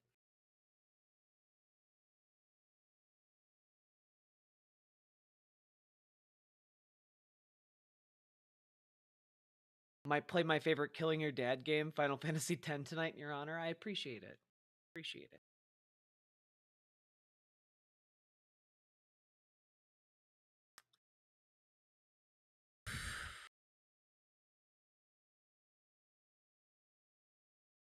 It's it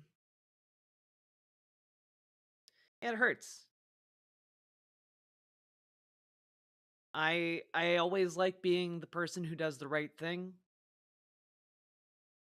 I think I did the right thing here. It's just really hard as a child trying to be the bigger person over your parent. That's wild to me. Wild to me.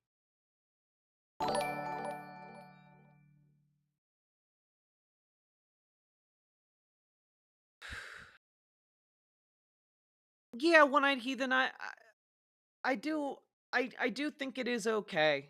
And it helped that I was able to text my mom about it and she understood. And also like Some of y'all need to learn to read yeah. the room. The people who are closest to Jack are telling her to take care of herself all the time. Maybe have your high-minded ideas debate with her later? Thanks. Yeah, yeah. I don't know. Just tonight is not the night to tell me solo actors are the only way while wasting time in my chat not doing anything, I guess. I'm furious. Brianna Arabia, thank you for being a member. I really appreciate it. And yeah, my partner and I, we don't have any date set. But sometime in the next few years, we've been talking about it, and like, my partner asked if I would want to get married, and we've been talking about it and like looking at venues and stuff, and like, I don't know. It's especially hurtful for my dad to not even have interacted enough with her to know that she's a lesbian. Like, my mom has like gone out to eat with my partner and I, and like has met my partner's family. This was quite a moving story. Usually my parents are great and I have educated them on LGBT issues. My paternal family unfortunately disrespects my mom constantly. Oh, I'm sorry to hear that, Super Jet guy. And it's just, I don't know, he's met her twice for like a couple minutes at a time, and both times he's been wildly weird. Like, the first time he met my partner, he had just woken up from a nap and was wearing like his pajamas and just like shuffled out to the garage door to like look at her and say like a gruff hello, and then just stand there silently for a few minutes. And the second time he met her, like, he was also in his pajamas. He shuffled over to the sliding door where like my partner and I were having a conversation with my mom, and then made like a couple weird quips about how I broke their garbage disposal 15 years ago with a penny, which for the record I didn't do.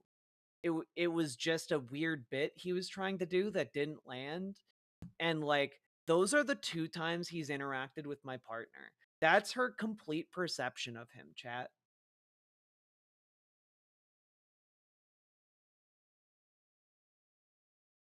But yeah, they're all living in sin because they accept a trans person in their cult.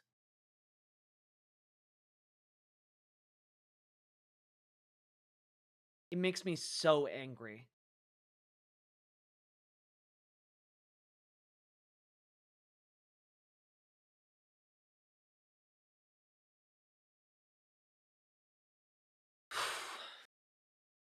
So,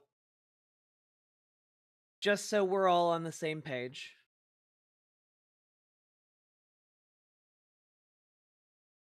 if you ever need a band, not serious, oh, all right.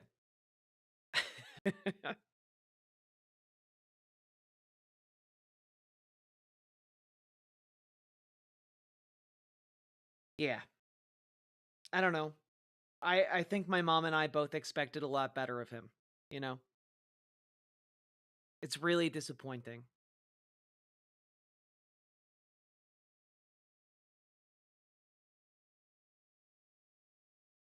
Well, not serious? Ooh.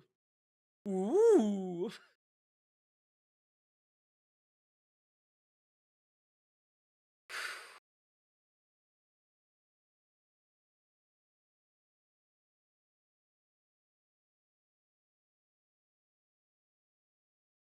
Don't want to invite myself?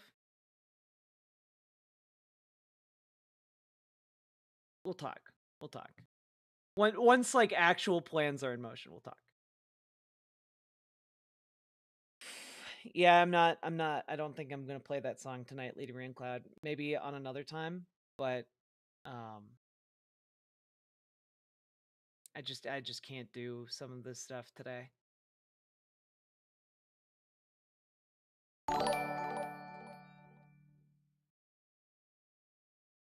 Oh, failsafe. I'm sorry. I'm sorry you know that feeling, cuz it's not good. It doesn't feel good in my heart.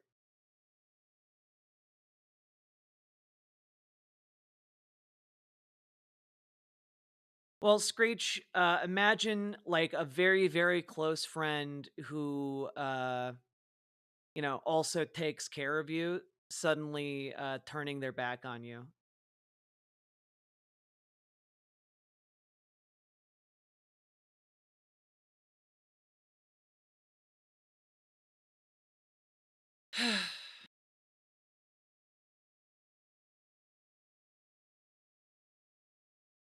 All right.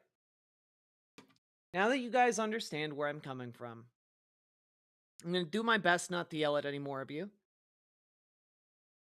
I just thought it was kind of important for you guys to know that I'm really angry about this particular personal part of my life.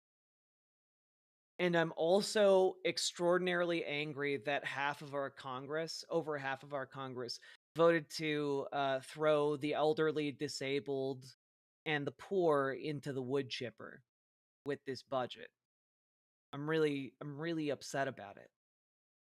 And I don't know how to channel that or what to channel that into other than saying, "Hey, go protest. Go get angry. Go get loud in the streets. Go join DSA. Go protest at a Tesla. Go do anything. Even if you're the only person who shows up at that protest, go do it." Was the vote on party lines? The vote was fucky, Amber Brains. It was really, really fucky. They retracted the bill, dismissed everyone present, saying they wouldn't vote on it, and then once all of the Democratic Long-time senators lurker left, here. Giving you some support. I know how it feels to go through it with your family. thanks, Please Hero. treat yourself to something nice soon. I appreciate that, Hero.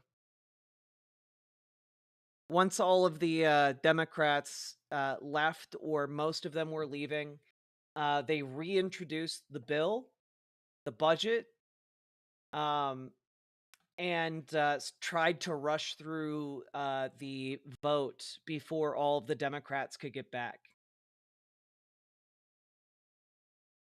And it didn't wind up making a difference. They just got one of their swing votes to flip, and that was it.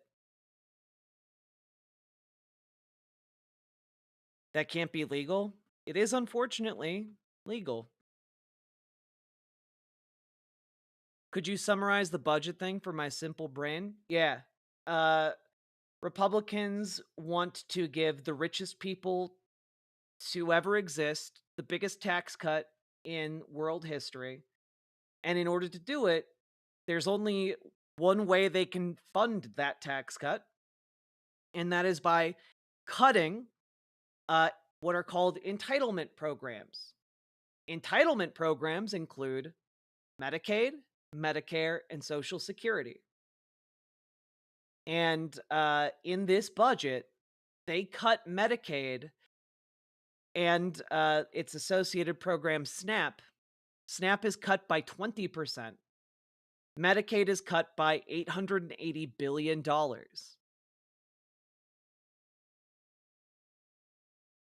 They're going to throw like 20 million people off of Medicaid.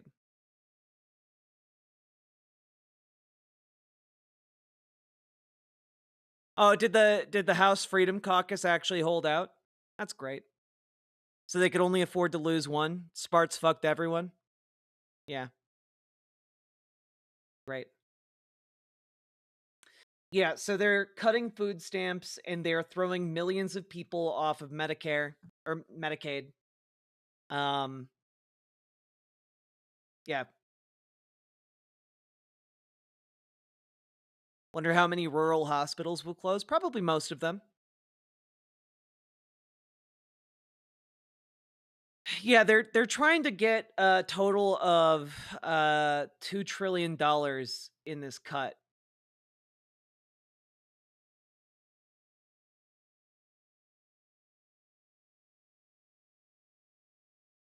They have a harder time for legal reasons, I think, due to the Byrd rule in Congress. They have a harder time cutting Social Security, but they are basically destroying Medicaid.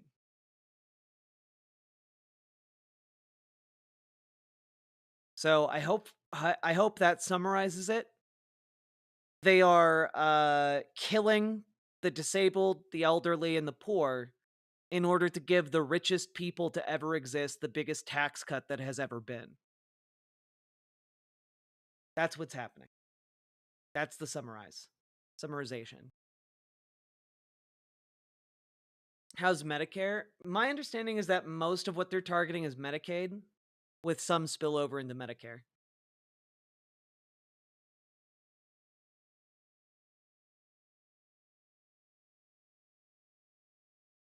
You know, your dad truly loves you. Same similar situation on the other side here. You know, you can say that, but let me tell you something.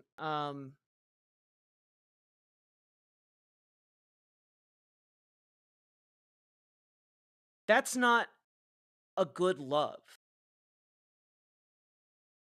There are people who love their children but still beat them. That's not a good love. There are people who love their wife but will leave her black and blue. That's not a good love.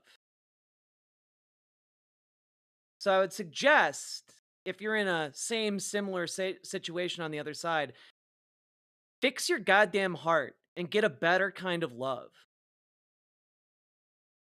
Stop putting your love in a kind of like, look what you made me do situation.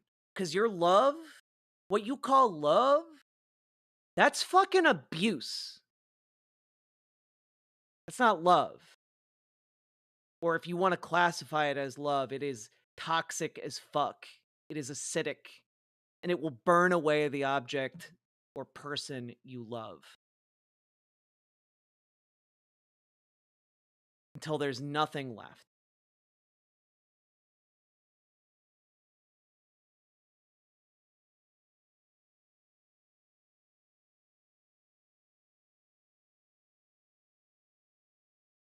I went no contact with my dad before I came out for non-related reasons, but I would have done so after coming out as trans either way. He's a raging bigot. He was very abusive, so nothing lost. Yeah.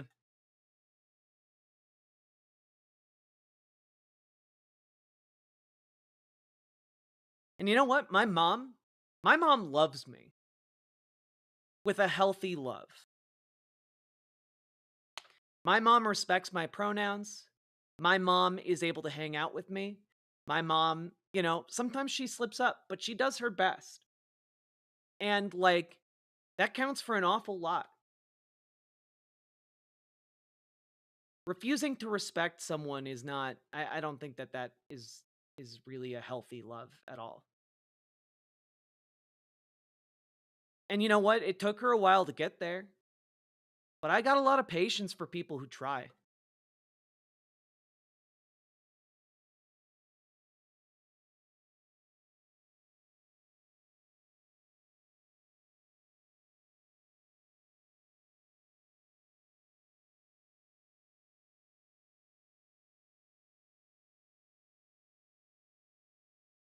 Once they run out of government to rob, they're just going to reach directly into your personal bank accounts. Honestly, yeah.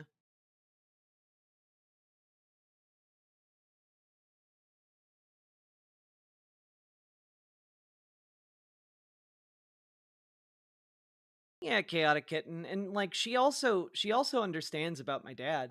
You know, like she gets it. I texted her today and she was like, "Oh, yeah. I totally understand and I get it. I'm really sorry it's come to this." You know, like she gets it. And I think she's in a particularly difficult spot, you know?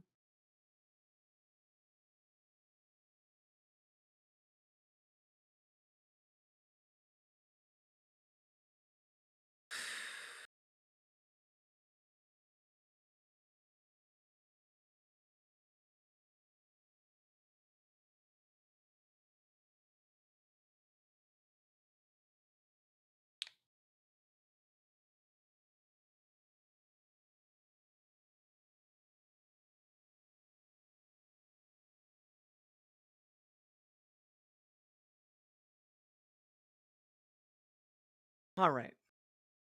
Let's maybe get some little hopium here from worker solidarity, huh?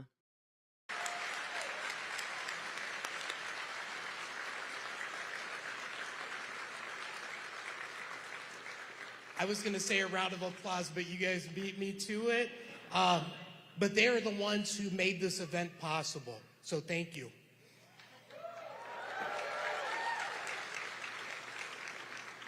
And most importantly, I would like to thank you all for being here today. I am here to support the working class, our unions, and those who support them. And tonight, we get to hear from one of our biggest supporters, and I'm grateful that he is here with us. It is an honor to stand before you and introduce a man who has been an unwavering advocate for working people, social justice, economic equality, Senator Bernie Sanders.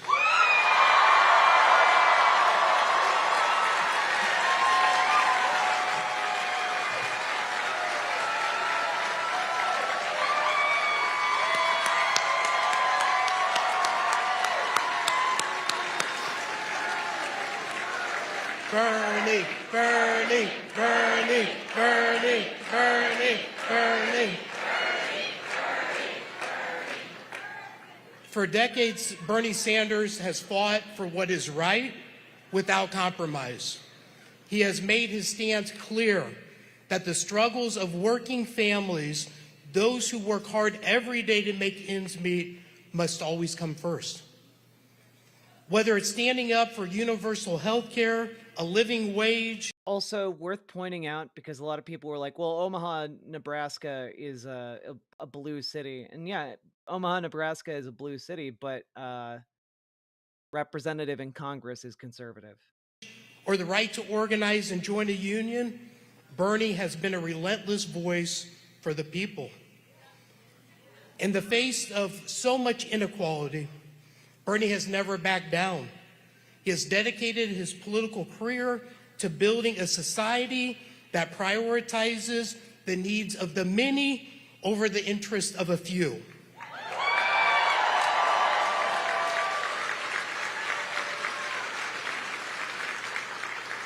He's consistently challenged the political and economic status quo, always pushing for policies that uplift the working class. And as we look at the State of the Union today, it's clear that this fight is more important than ever. After what we have seen in the last 30 days with the current administration, we need to join together. We need to organize, and we need to push back against it, or we will all lose out, every single one of us.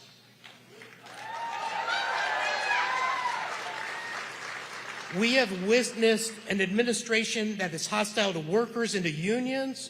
From the very beginning, his policies and rhetoric has set the stage for an unprecedented assault on working people's rights. He and his allies are once again working to weaken unions, dismantle labor protections, and roll back worker rights. On January 28, 2025, just recently, soon as he got into office, he dismantled the National Labor Relations Board and put corporations back in charge, which is guaranteed to hurt every single one of us in this room. The government has once again chosen to side with corporate interests rather than workers who just want fair wages, benefits, and a safe working environment.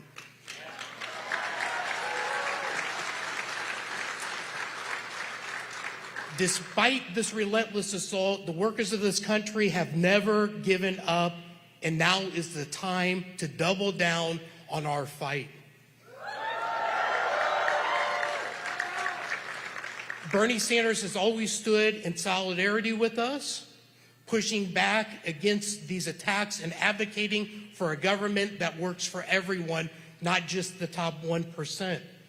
His calls for a higher minimum wage, expanded union rights, and policies that address income inequality are just some of the ways he's taken action to fight for the workers who have never been left behind by corporate greed, And let's not forget Bernie's push for universal health care, his support for family leave, yeah, Penny Auntie. Sounds like a big step. Congrats. His commitment to education and affordable housing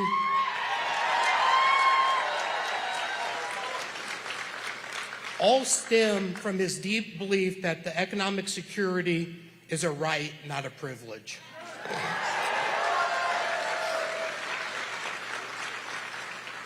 But let's all be honest, right?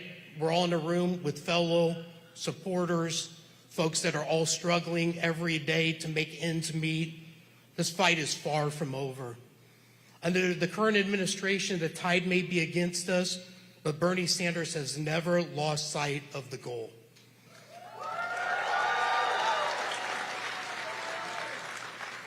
He understands that we are not just fighting against a person or a political party. We're fighting for a fundamental shift in the way that our economy works. We are fighting for a system that puts workers at the center and lifts up communities that have long been neglected. As we look to the future, it's clear that we need more leaders like Bernie Sanders, leaders who will stand up against corporate greed, fight for the right to organize, and to ensure that every worker has a fair shot at the American dream.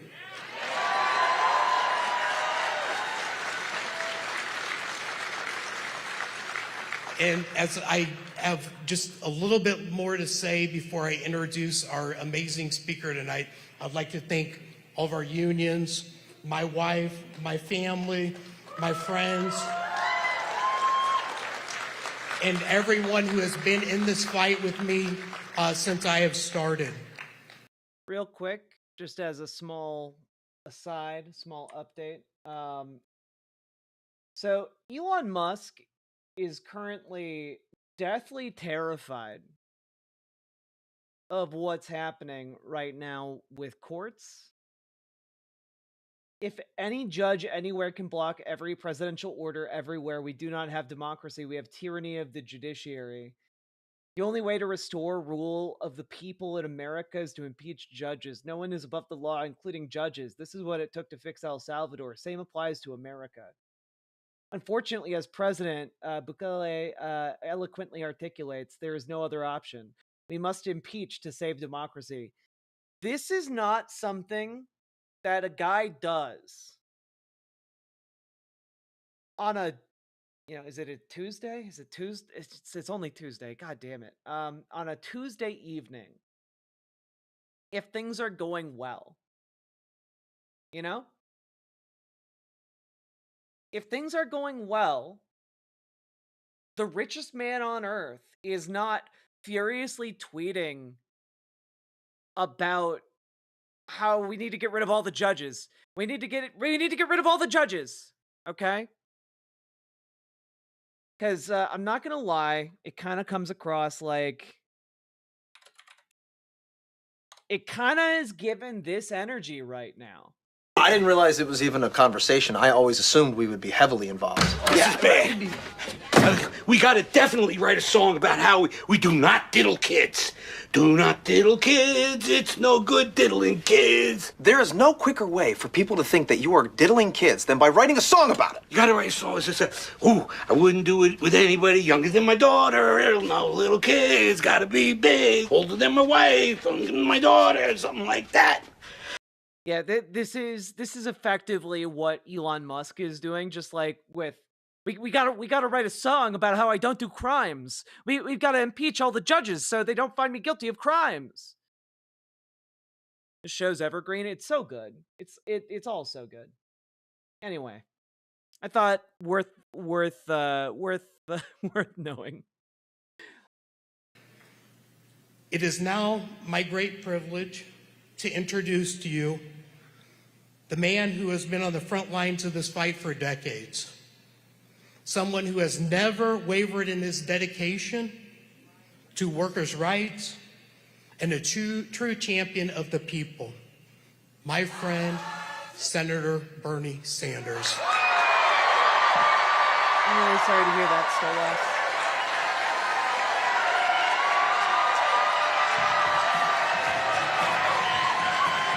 Is he worried about being added as a pedo? I don't know about that, Superjet guy, but he's definitely... it's the same energy, not the same content. It's the same energy. He's desperate to not be found guilty of crimes. It's why he's calling to impeach all the judges.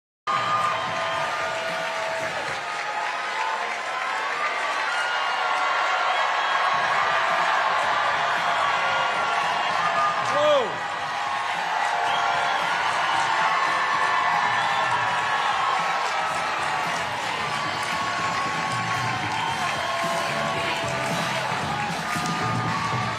Thank you, Omaha! Oh, God.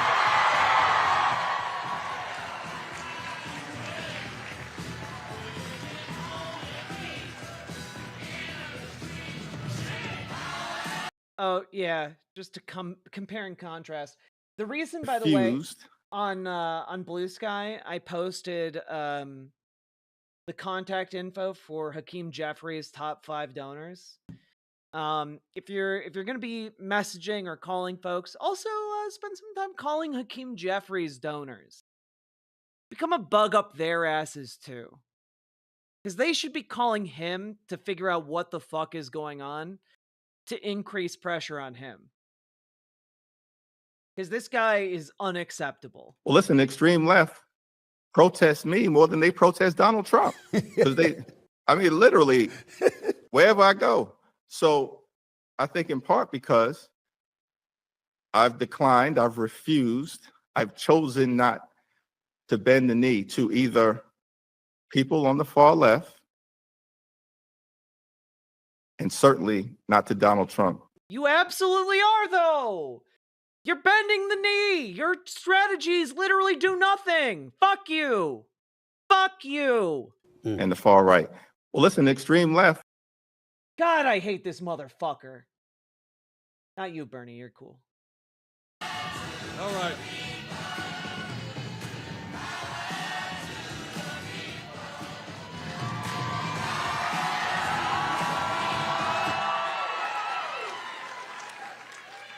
Let me begin by thanking all of you for coming out. What a turnout. Thank you very much.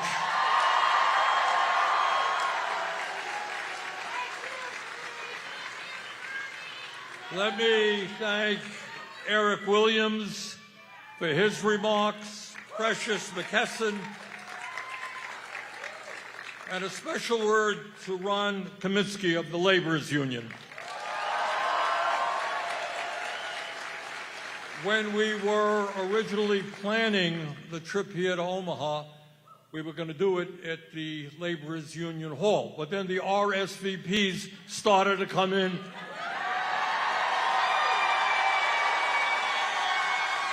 So we told Ronnie, if you have to break down the wall. If anyone in this country has earned a rest, it's goddamn Bernie Sanders, and yet he's out here in the middle of winter doing God's work to mobilize people against the threat that is in our home. We're going someplace else. Here we are. Thank you again. Yeah, give that man some mittens. He's cold. He's chilly. Get him a knit hat. So, why am I here in Omaha, Nebraska tonight? Why will I be going to Iowa City tomorrow?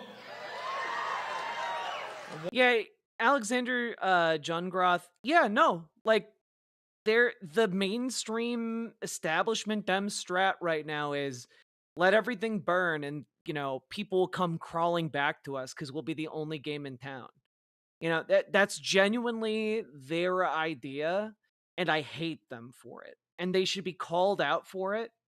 And we should hold them accountable, because they should under no circumstance be allowed to slink back in after smugly doing exactly diddly shit. Why do we intend as progressives to go to every corner of this country?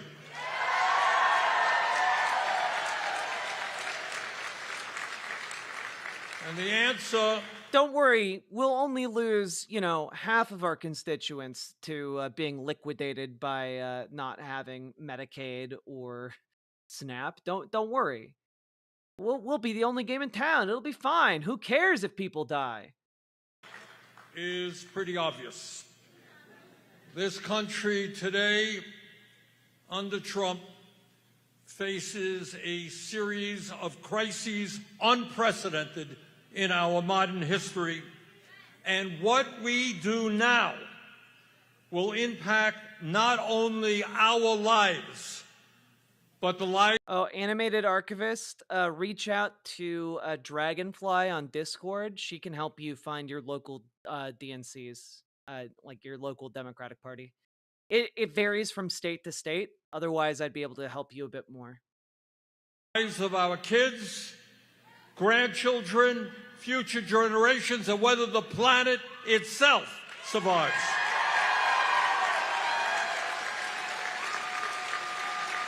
I'm here in Omaha because the time to act is now.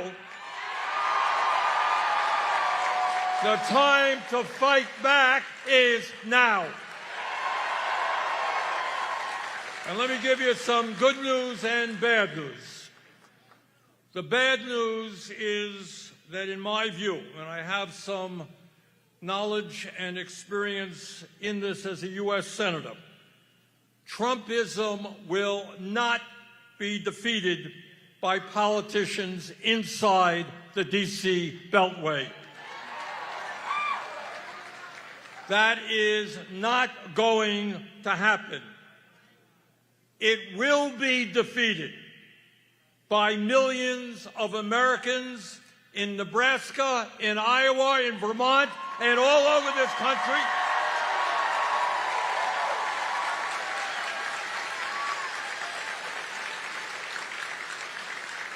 Who come together at the grassroots level like we are doing tonight in a movement which says no to oligarchy, no to authoritarianism, no to kleptocracy, no to massive cuts in programs that the working class desperately needs, and no to huge tax breaks for the billionaires and the 1%.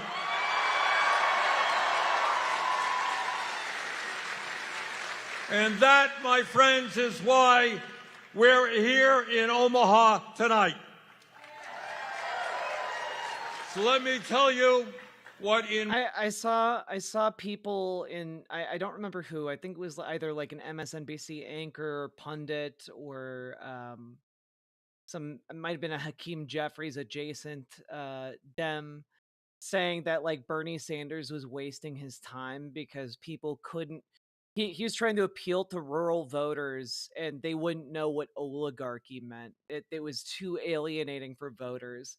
These people fucking hate us, chat. in my view, is going on in our country today.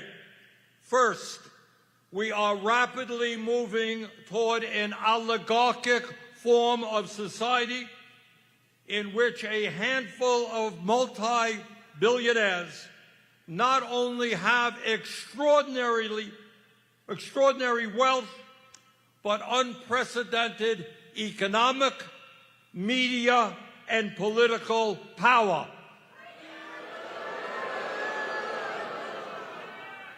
And this is no great secret. What I will say about Trump, he's out front. He shows you what he's doing. I was there at the inauguration, and seated right behind Trump was Elon Musk, Jeff Bezos, and Mark Zuckerberg, the three. You know those guys. They are the three wealthiest people in America, right behind the president as he's getting sworn in. But that's not enough. Behind those guys are the kind of poor billionaires. They only are worth, 10, 20 billion. 13 of them who were nominated by Trump to be in his cabinet.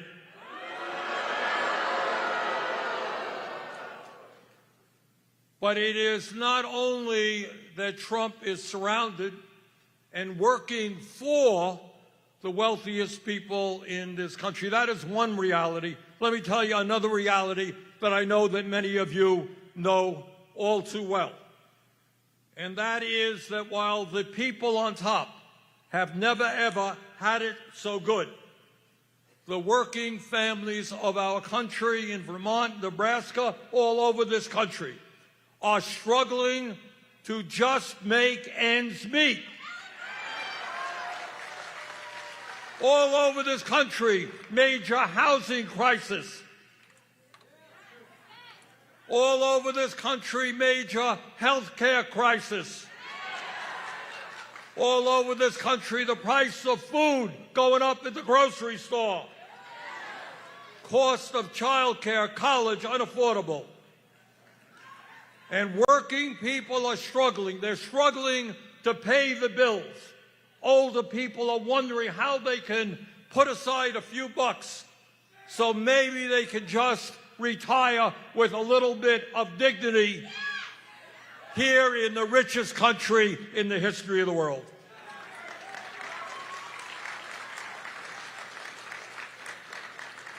So in America today, right now, you don't see it much on TV or in the papers, but right now, we have more income and wealth inequality than we have ever had in the history of the United States. Those three guys, Musk, Bezos, and Zuckerberg, who stood behind Donald Trump, have more wealth than the bottom half of American society, 170 million people. Thanks, still less. Today, the top 1% owns more wealth than the bottom 90%. And while the very wealthiest people become phenomenally richer, there is another reality. Because we are living in two Americas. For the people on top, never, ever has it been so good. But for working people, the struggle continues just to survive. If you can believe it, and again, we don't talk about it enough, 60% of our people in America today are living paycheck to paycheck. You all know what that means? I grew up in a family, in a rent-controlled apartment. We lived paycheck to paycheck. And I will never forget the stress that my parents dealt with every day in terms of how they pay the bills, how they provide for their kids. That is what 60% of our people in this country today are dealing with. In America today, 85 million of our people are uninsured or underinsured. Now, you don't hear about it much. I was chairman of the committee that dealt with this stuff. Over 60,000 Americans die every year because they cannot afford to go to a doctor. 1 out of 4 Americans cannot afford the outrageously high cost of prescription drugs that the pharmaceutical industry charges us. 20 million Americans are living, trying to survive on wages less than $15 an hour. 25% of our senior citizens are trying to live on incomes of $15,000 a year or less.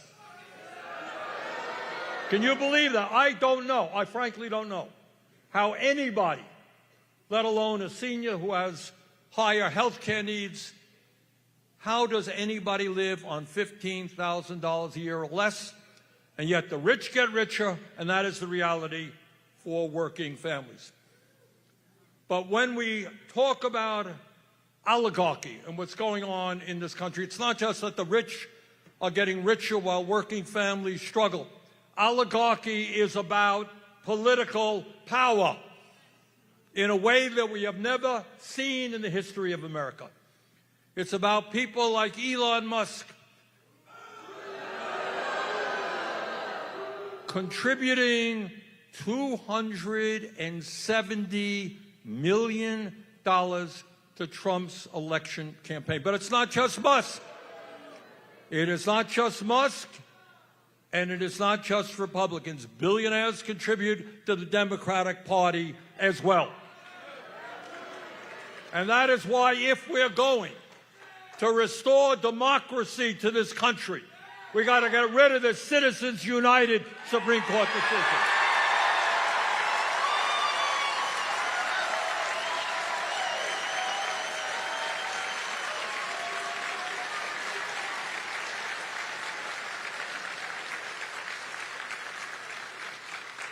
Democracy is not about billionaires buying elections.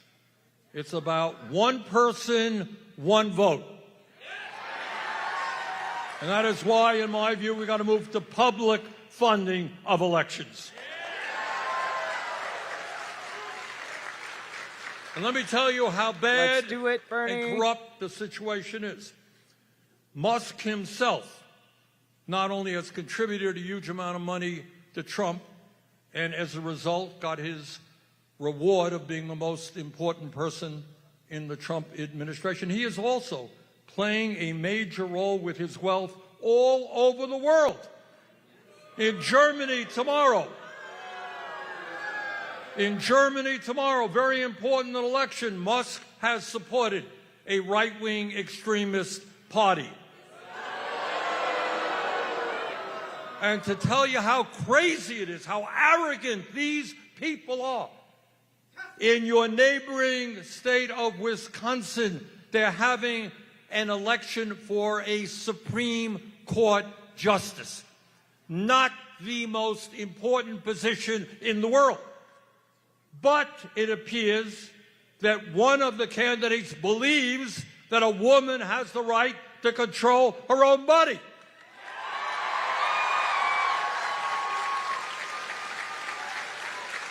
And if you can believe it, Elon Musk is getting involved in that campaign to defeat that candidate. So let's be clear. When we are taking on Trumpism, we are taking on oligarchy. And you know, lately, I have been remembering.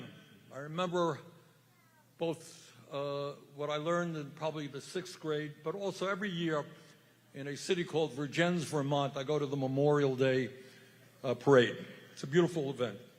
And every year we go up on the platform, and the people who do the parade bring up some high school kid to read Abraham Lincoln's speech at Gettysburg. Okay? And that was, let me tell you what that speech was about and how important it is today. There is Lincoln in Gettysburg, days after this terrible, terrible battle. Thousands of people, soldiers, died in order to end the horror of slavery. And Lincoln looks out on that field, and he honors those who gave their lives. And he says, and I quote, that we here highly resolve that these dead shall not have died in vain, that this nation under God shall have a new birth of freedom, and that government of the people, by the people, for the people, shall not perish from the earth.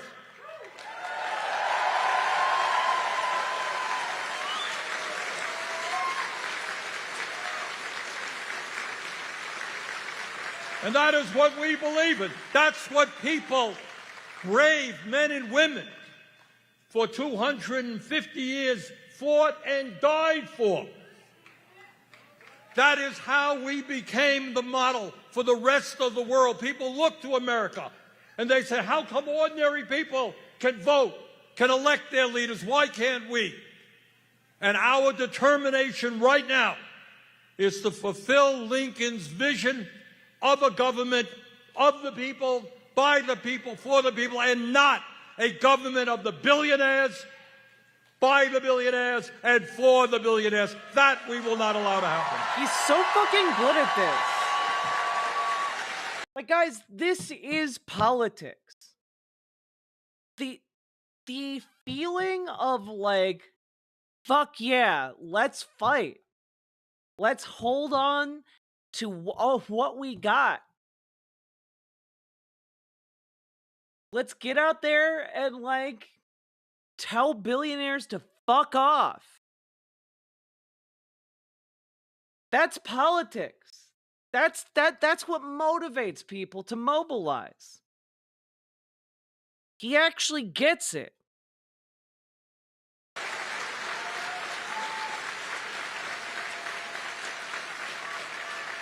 Hey, Shaburi. Brothers and sisters, we're not just fighting oligarchy, we are fighting Trump's rapid movement toward authoritarianism in this country. Some of you may have seen a post that Trump put up on his social media. This is what he said, quote, "He who saves his country does not violate any law," end of quote. In other words, what that means in English is that Trump believes he can do anything he wants to do. The law does not apply to him. And that is exactly how he has been behaving. In violation of the Constitution and federal law, Trump attempted to suspend all federal grants and loans. He tried to block funding for Medicaid, Head Start, food stamps, homeless veterans, and so many other programs. Thankfully, millions of people said, "You're not going to do it." The courts stopped them for the moment.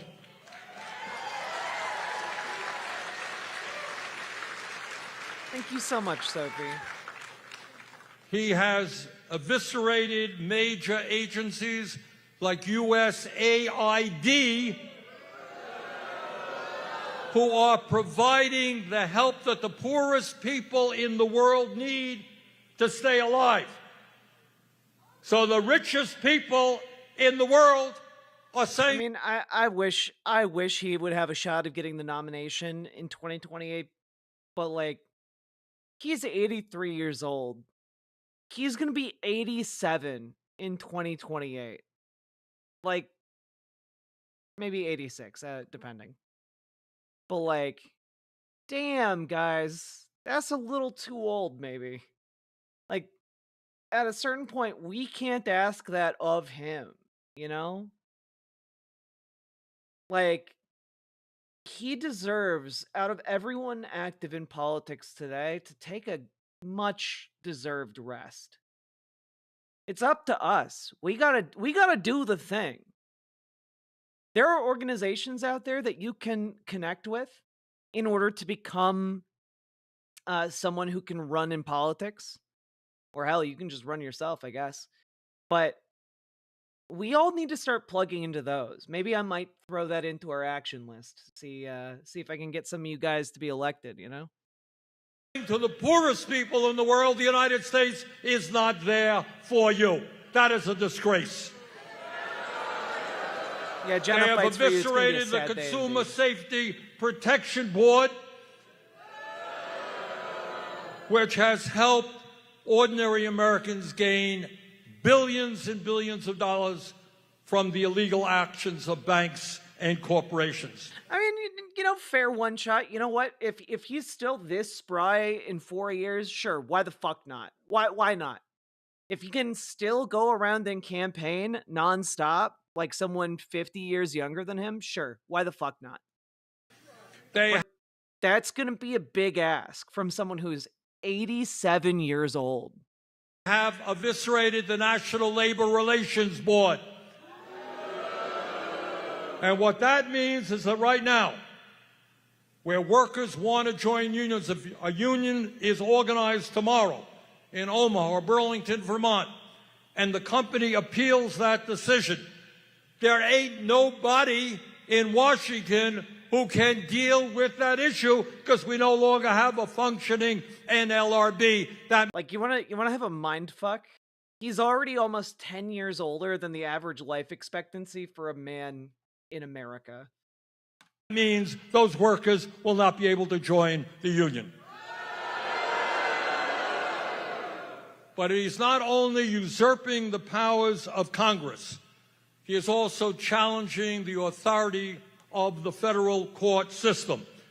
And I don't know if any of you have been listening to what Vice President Vance has been saying.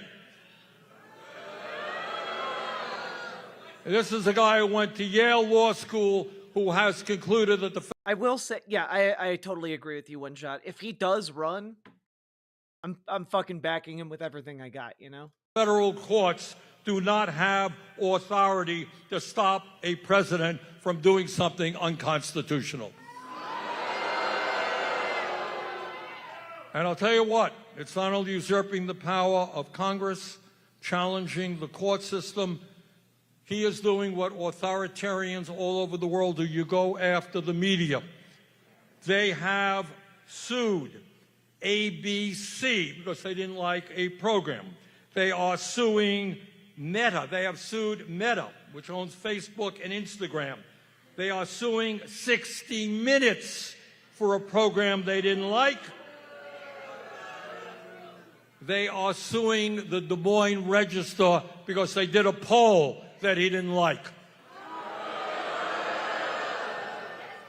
And now the FCC is investigating PBS and NPR.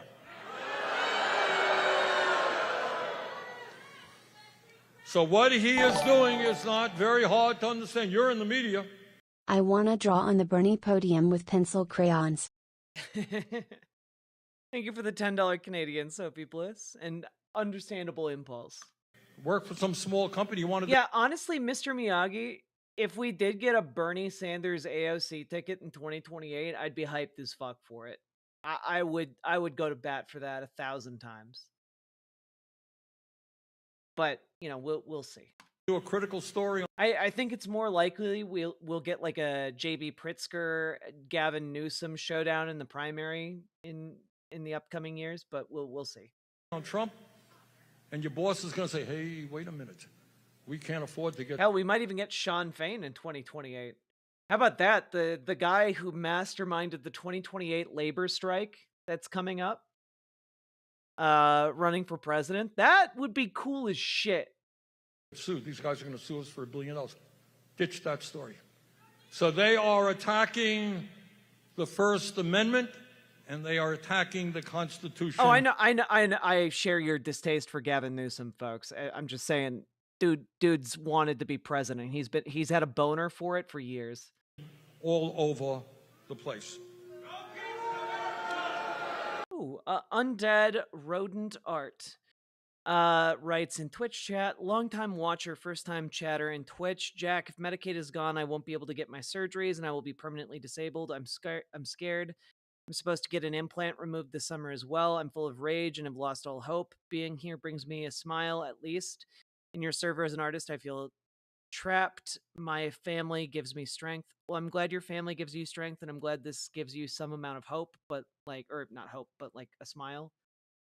But understand, it's not over.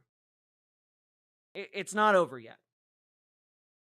The budget still has to be passed by the Senate, and our new job, until whatever happens, is to put as much pressure as we can on senators, on our elected senators. You gotta call them, you gotta email them. If you can, visit their offices. I don't have much, but I've loved your content for some time. Aw. Thank you for all you do. Iron Feathers, thank you for the $5 super chat. I appreciate it. Because we're going to continue doing everything we can to stop the torrent of shit from tearing everything down. We're going to do what we can. We're not always going to succeed. But we're going to do our best. Just know that you're not alone. And I know that not everyone here can fix it, but we're all in your corner, okay?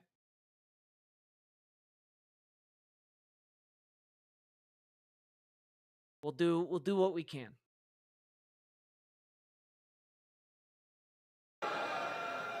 And the other thing, the other reason that I am here this evening is not just our great fear of oligarchy or good, Hypervisor. authoritarianism, the big lie that comes out of Trump's mouth. Welcome every day. back. But you didn't know this, that Ukraine started the war. Okay? Everybody in the world knows that Putin started the war except Donald Trump.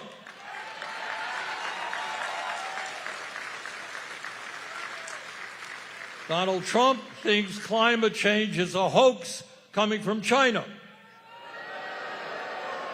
I mean, animated archivist, as far as J.B. Pritzker goes, he inherited his wealth. So, I mean, like, it's maybe the least unethical way of getting $1 billion, but still, you know, all I'm saying is he's walked the walk in Illinois.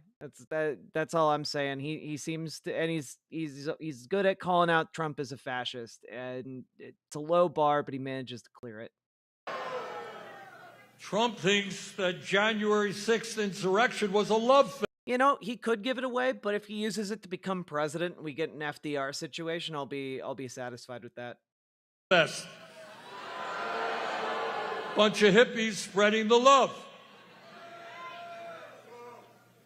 But what we are dealing with is even more than that right now. And one of the reasons I am here is that the Republican leadership, if you can believe it, is working on what they call in Washington a reconciliation bill. And undead rodent art, I think you are 100% correct for having zero faith in systems, but have faith in people. I think that having faith in people, I think, is a much healthier outlook on the world. Not quite sure what that means, but it's a big bill. In Trump's idea, it is a beautiful bill. So if Trump thinks it's a beautiful bill, watch out. And what? Whoa. I think somebody is leaning on a light switch there. All right. And what this beautiful bill does, which is one of the reasons I'm here in Omaha tonight, is not complicated. What it does is give over $1 trillion in tax breaks to billionaires and the top 1%. So you would think that at a time when people like Musk are worth $400 billion, Bezos $250 billion, Zuckerberg a mere $225, whatever it is, you would think they would have enough. But no. Yeah, burning bush dragon, it's more. bleak. I'm really angry. So they want massive tax breaks, and I'll tell you how those tax breaks are going to be paid for. They're going to be paid for by savage cuts to programs that working class people desperately need. At a time when our healthcare system is already broken, they want to make massive cuts to Medicaid. And you know what? That's not hyperbolic. We now have their plan, and their plan passed the House. And that House plan calls for $880 billion to be cut from Medicaid. It's almost all of the Medicaid budget, guys.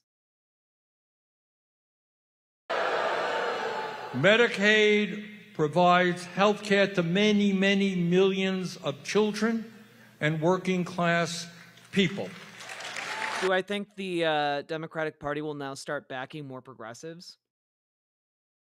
I'd like to say yes, but I think we need to understand that we need people to infiltrate the Democratic Party before the Democratic Party starts running more progressives. We need more progressive people inside the Democratic Party for the output to be more progressive. Does that make sense?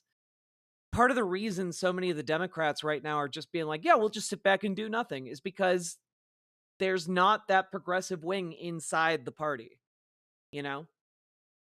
It's one of the reasons why I've been encouraging people to get involved with their local Democrats so that we can get, you know, a contingent of progressives inside the Democratic Party to actually do shit.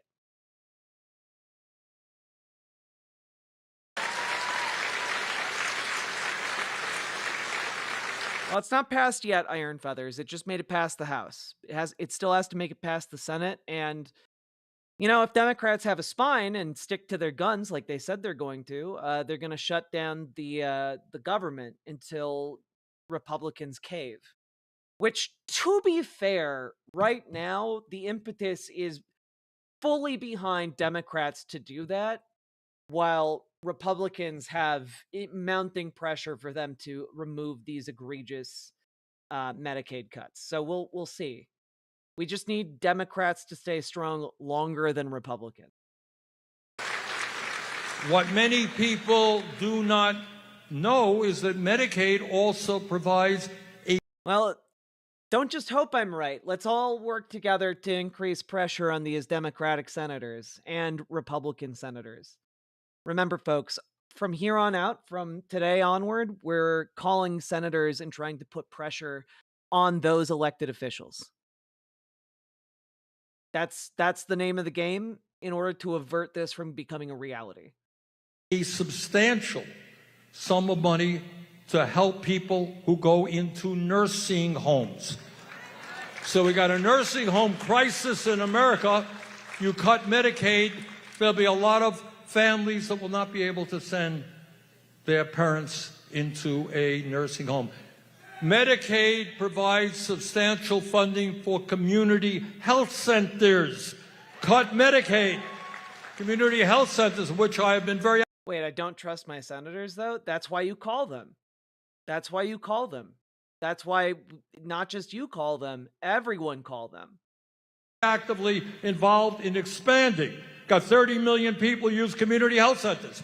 Cut Medicaid, it's going to be hard for these community health centers to provide the health care that people need. So what we got right now is Republican leadership, as we speak, are working on this bill. Massive tax breaks for the rich, paid for by cuts to Medicaid, education, housing, and the programs that working people need. Now, Undead Rodent Art, you are 100% correct. People in corporations do not think of human beings as actual human beings. Because what they do is they have an entire bureaucracy underneath them to turn those human beings into bureaucratic statistics. And so to them, it's just numbers on a spreadsheet. And numbers can't feel anything. Numbers don't have lives. Numbers, don't weep or feel pain. And to these rich fucks, we're all just numbers to them. That's it. That's what they do. The dehumanization is complete the second we become numbers. And then they come up with elaborate ideologies to imagine that any stories about any actual people being hurt, well, that's just because those people were lazy. They were bad people.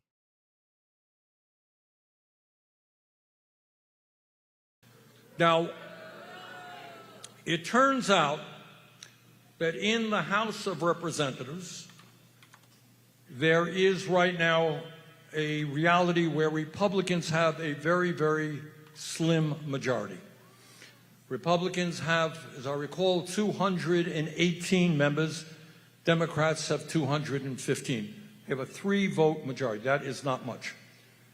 If 2 Republicans go to the Speaker of the House and say, Mr. Speaker, no way am I going to betray my constituents. No way am I going to make massive cuts in Medicaid and other programs to give tax breaks to billionaires.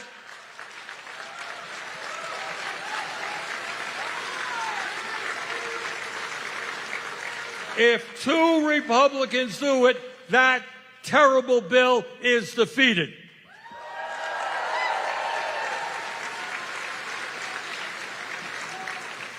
This was 2 days ago, so that bill did not get defeated. And what I am asking you to do is make sure that your congressman, Mr. Bacon, is one of those 2 Republicans. He was not.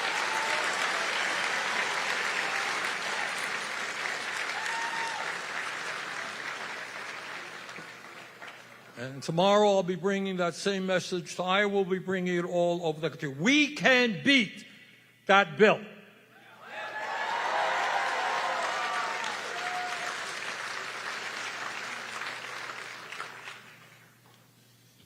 And what I would appreciate all of you doing is to take out your phones and go to BernieSanders.com/Nebraska, underlined.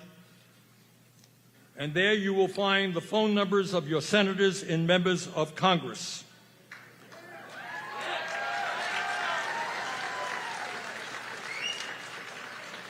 And trust me, I know a little bit about this. These telephone calls work.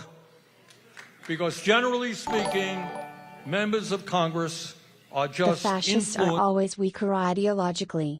Oh, of course. Fascism is a paper tiger. It just requires people to stand up to it.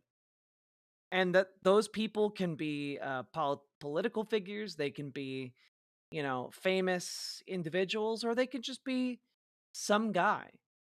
Quan guy, Be any of us. That's why we all have to stand up and say no. Enough. By their campaign contributors. That's what the system is. But if people at the grassroots level wake up and say, hey, you better pay attention to us or you ain't going back to Washington, they will listen.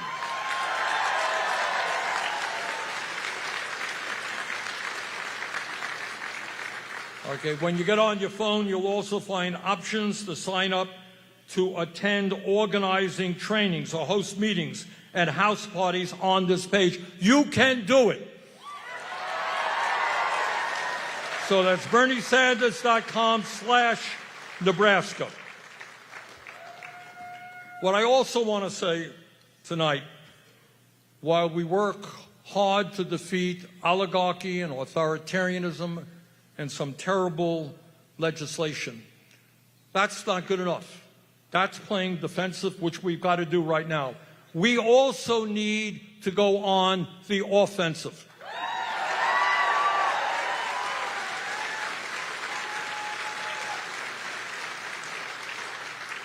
It's going to be a lot easier to go on the offensive in spring. And what I want to remind you of, because it's easy to forget, we are not a poor country. If we were a really poor country, we'd be having a different type of discussion. We'd say, well, we're really poor, we can't educate our kids, we can't do health care, we can't do housing. We are the richest country in the history of the world. There is nothing we cannot accomplish when we come together.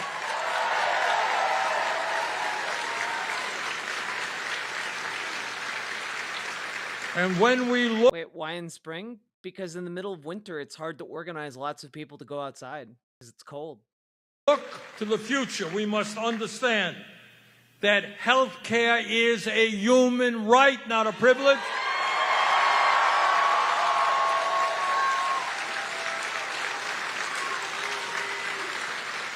And we have got to end the disgrace of being the only major country on earth not to guarantee health care to all people as a human right.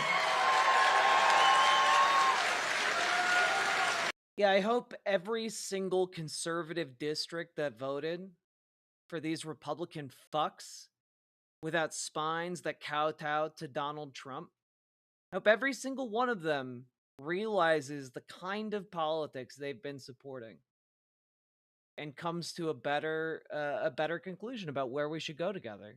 Because, like, and I've seen this in my YouTube comments, folks. A lot of conservatives are still in the "we own the libs" mode, and it's like, yeah, you got us, haha. But you guys don't realize you're all fucked. Like, so many conservatives still are in kind of like this little bubble. They don't realize how fucked they are by what they've done.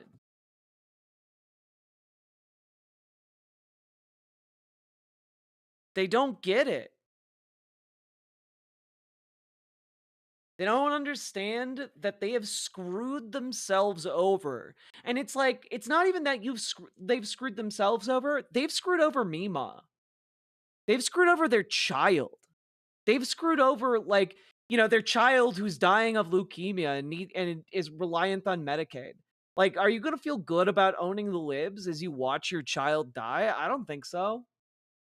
Like, I feel really fucking bad for the kind of suffering that they're going to experience at their own hands.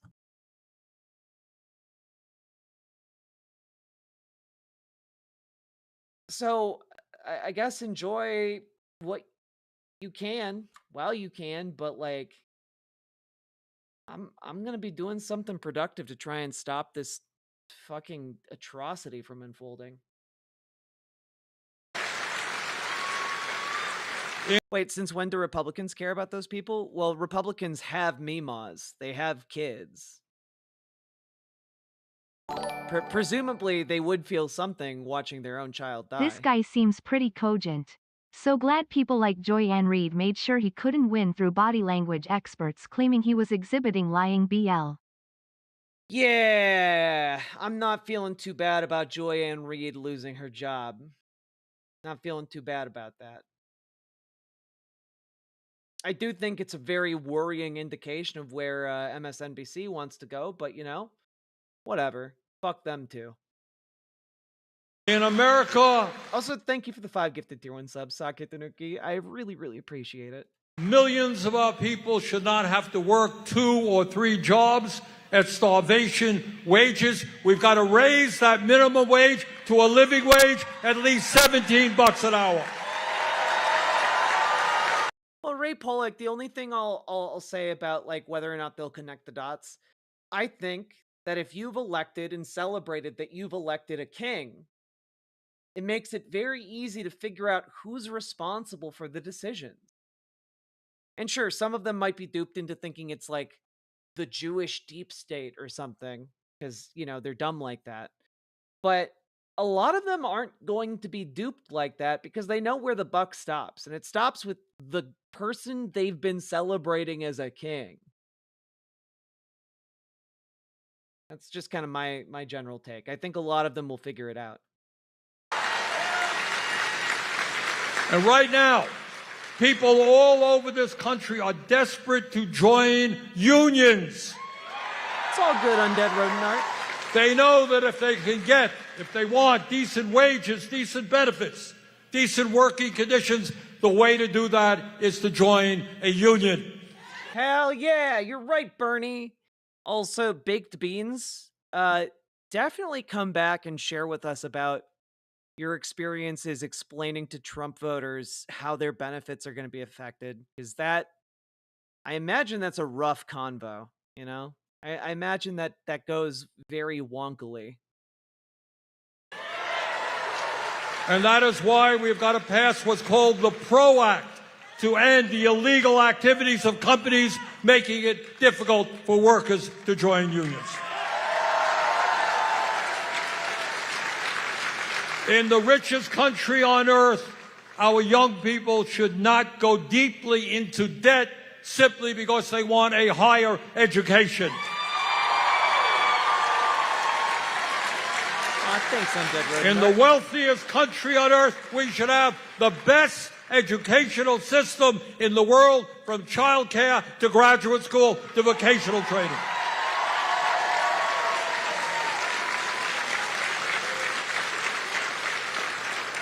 Moms and dads should not have to pay $25,000 a year for childcare. Young people should not have to go $50,000 in debt to get a college education. So instead of spending $1 trillion a year on the military, let's invest in our people, make public colleges and universities tuition free. One thing I really love about Bernie is his ability to retain the same, and this is something I want to focus on, especially as we go forward into dark times. He maintains a focus on what could be, like a better future that is very possible, and like we could make it. We could make this future if we so chose. And I think I need to inject a little bit more of that into my rhetoric and my shows. Just because, like, it can be really, really easy to get bogged down in all of this while forgetting that not only do we have the agency to oppose these would-be kings, these Nazi fucks, but we also have the agency to make something better than what came before. You know? I think I need to incorporate that a bit more. Kind of like, how can you have a revolution without dancing? How can you critique the moment without a future?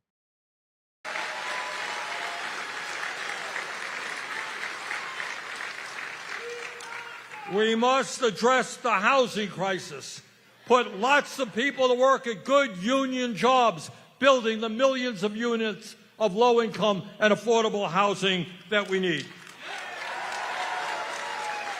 And for the sake of our kids and future generations, we must lead the world in transforming our energy system, in combating climate change, and create.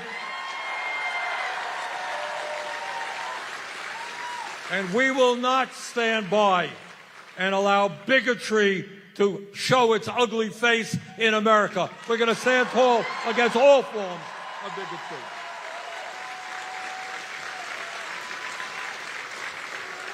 We can do it.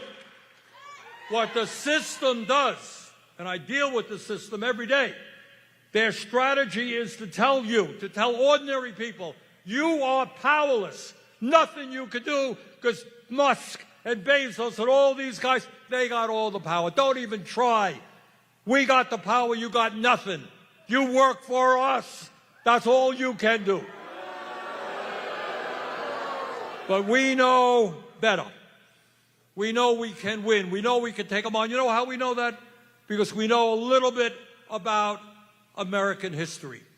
We know that going back to the foundations of the founding of this country, you had very brave people. We learned this in the 5th grade. Brave people who took on the entire British Empire to create a new country. Let's go! People said, you can't do it. How the hell are you going to take on the British Army? The King of England can't do it. They did it. There was a demand, early years of this country, where working people said, you know what? It should not only be wealthy white men who vote. We want universal suffrage. You can't have that. That's not what America is about. Only the rich vote. People fought to bring about universal suffrage. Everybody votes.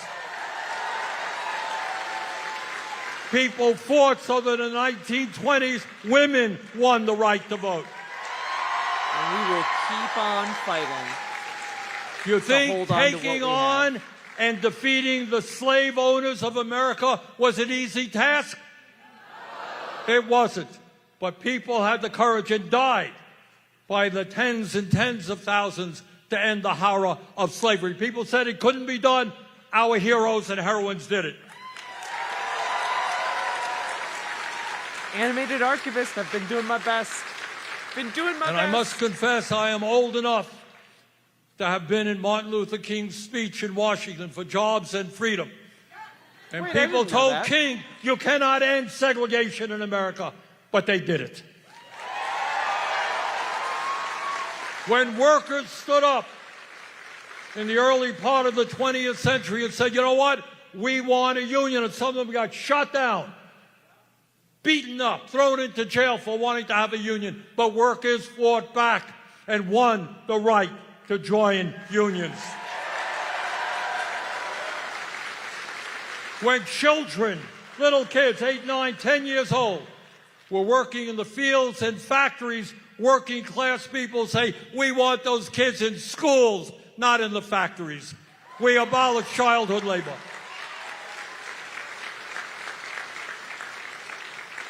And for decades and decades, women said, we demand to control our own bodies.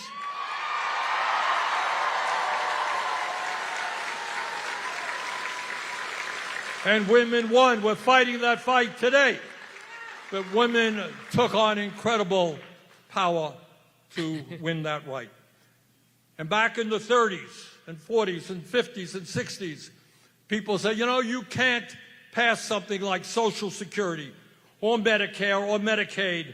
You can't raise the minimum wage. But working class people demanded that government start addressing those issues, and they succeeded.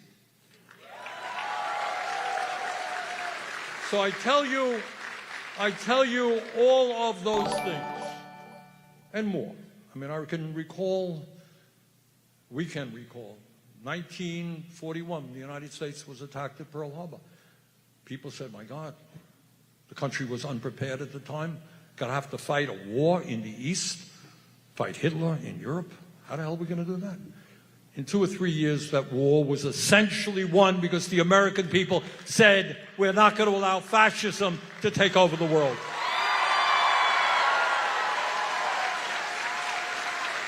We did it once, we'll do it again.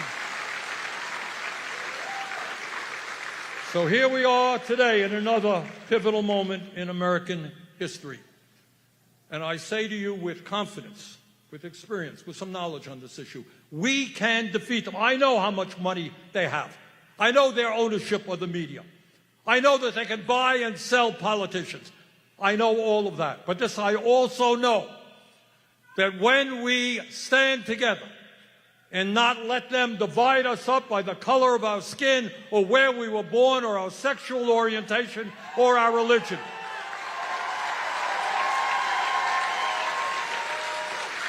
when we stand together, we can defeat them, and we must defeat them. Thank you all very much.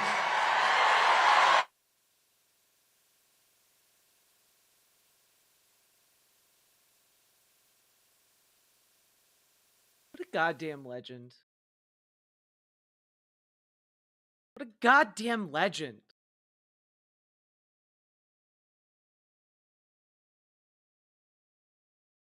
Are some of those audience members Republicans? I assume so.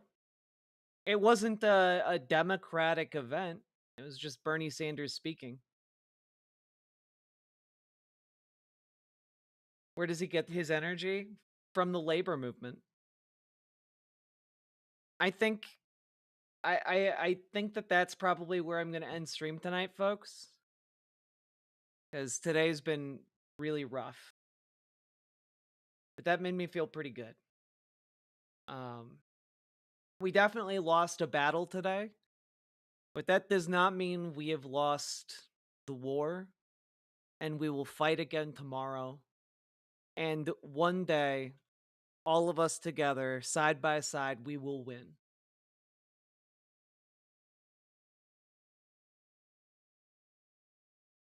Get rest and rise to fight again, my friends.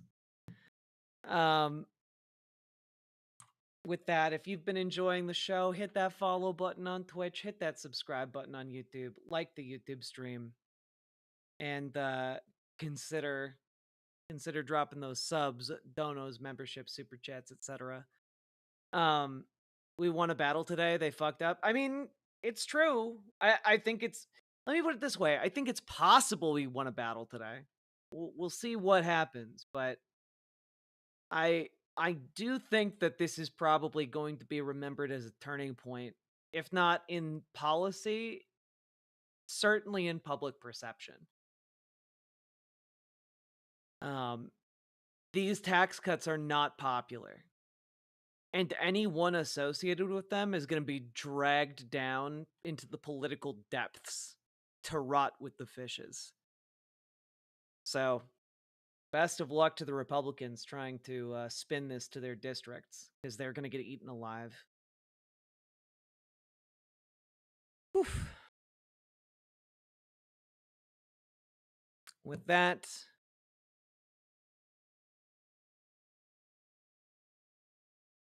get good rest. I'll see you tomorrow, folks.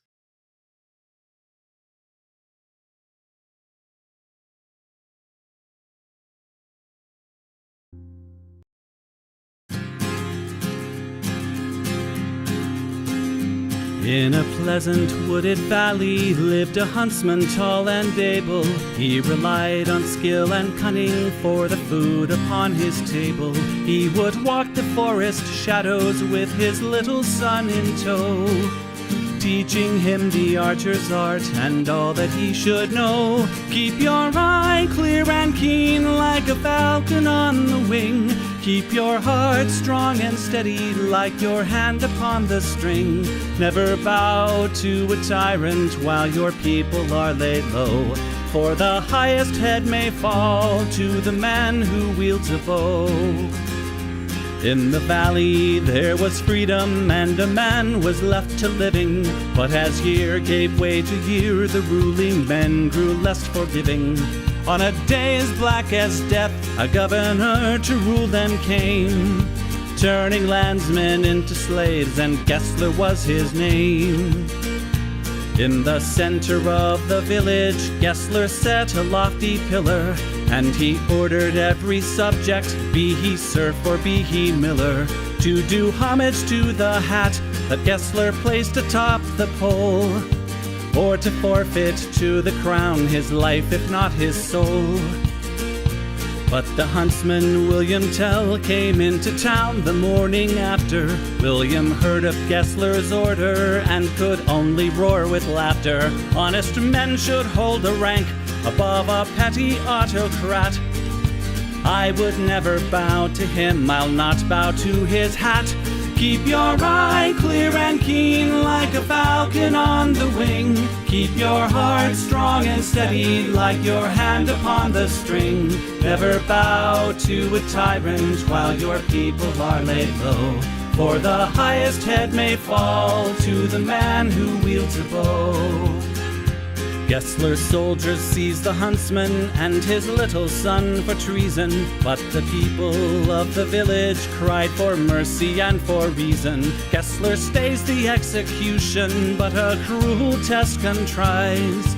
Prove to me your skill, and you may ransom back your lives. I have heard it said you have no peer with longbow and with arrow, that your shaft can find the quickest hare and fell the smallest sparrow. On the head of your young son I'll place an apple ripe and red. Split it with one shot, or at my word you both are dead. William Tell went to his son and said, I swear I will not hurt you. Courage will not bow to fear, nor shall this evil conquer virtue. Turn your face towards our home and stand as still as any tree. I will split the apple, we shall soon be home and free. Keep your eye clear and keen like a falcon on the wing. Keep your heart strong and steady like your hand upon the string. Never bow to a tyrant while your people are laid low, for the highest head may fall to the man who wields a bow.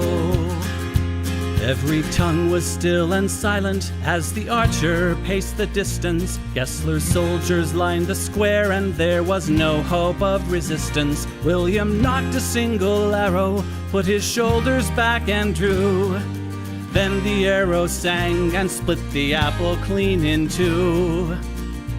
All at once the crowd erupted into cheers and into chatter, and a second arrow fell from William's quiver with a clatter. Gessler said, "Why hold 2 arrows when I bid you shoot but one?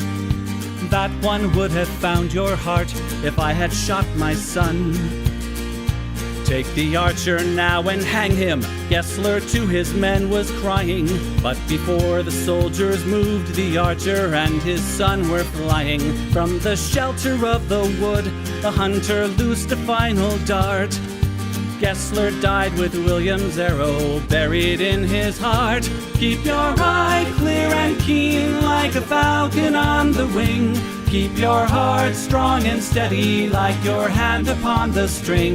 Never bow to a tyrant while your people are laid low.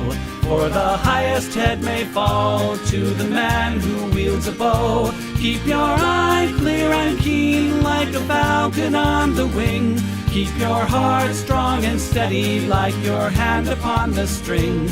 Never bow to a tyrant while your people are laid low. For the highest head may fall to the man who wields a bow.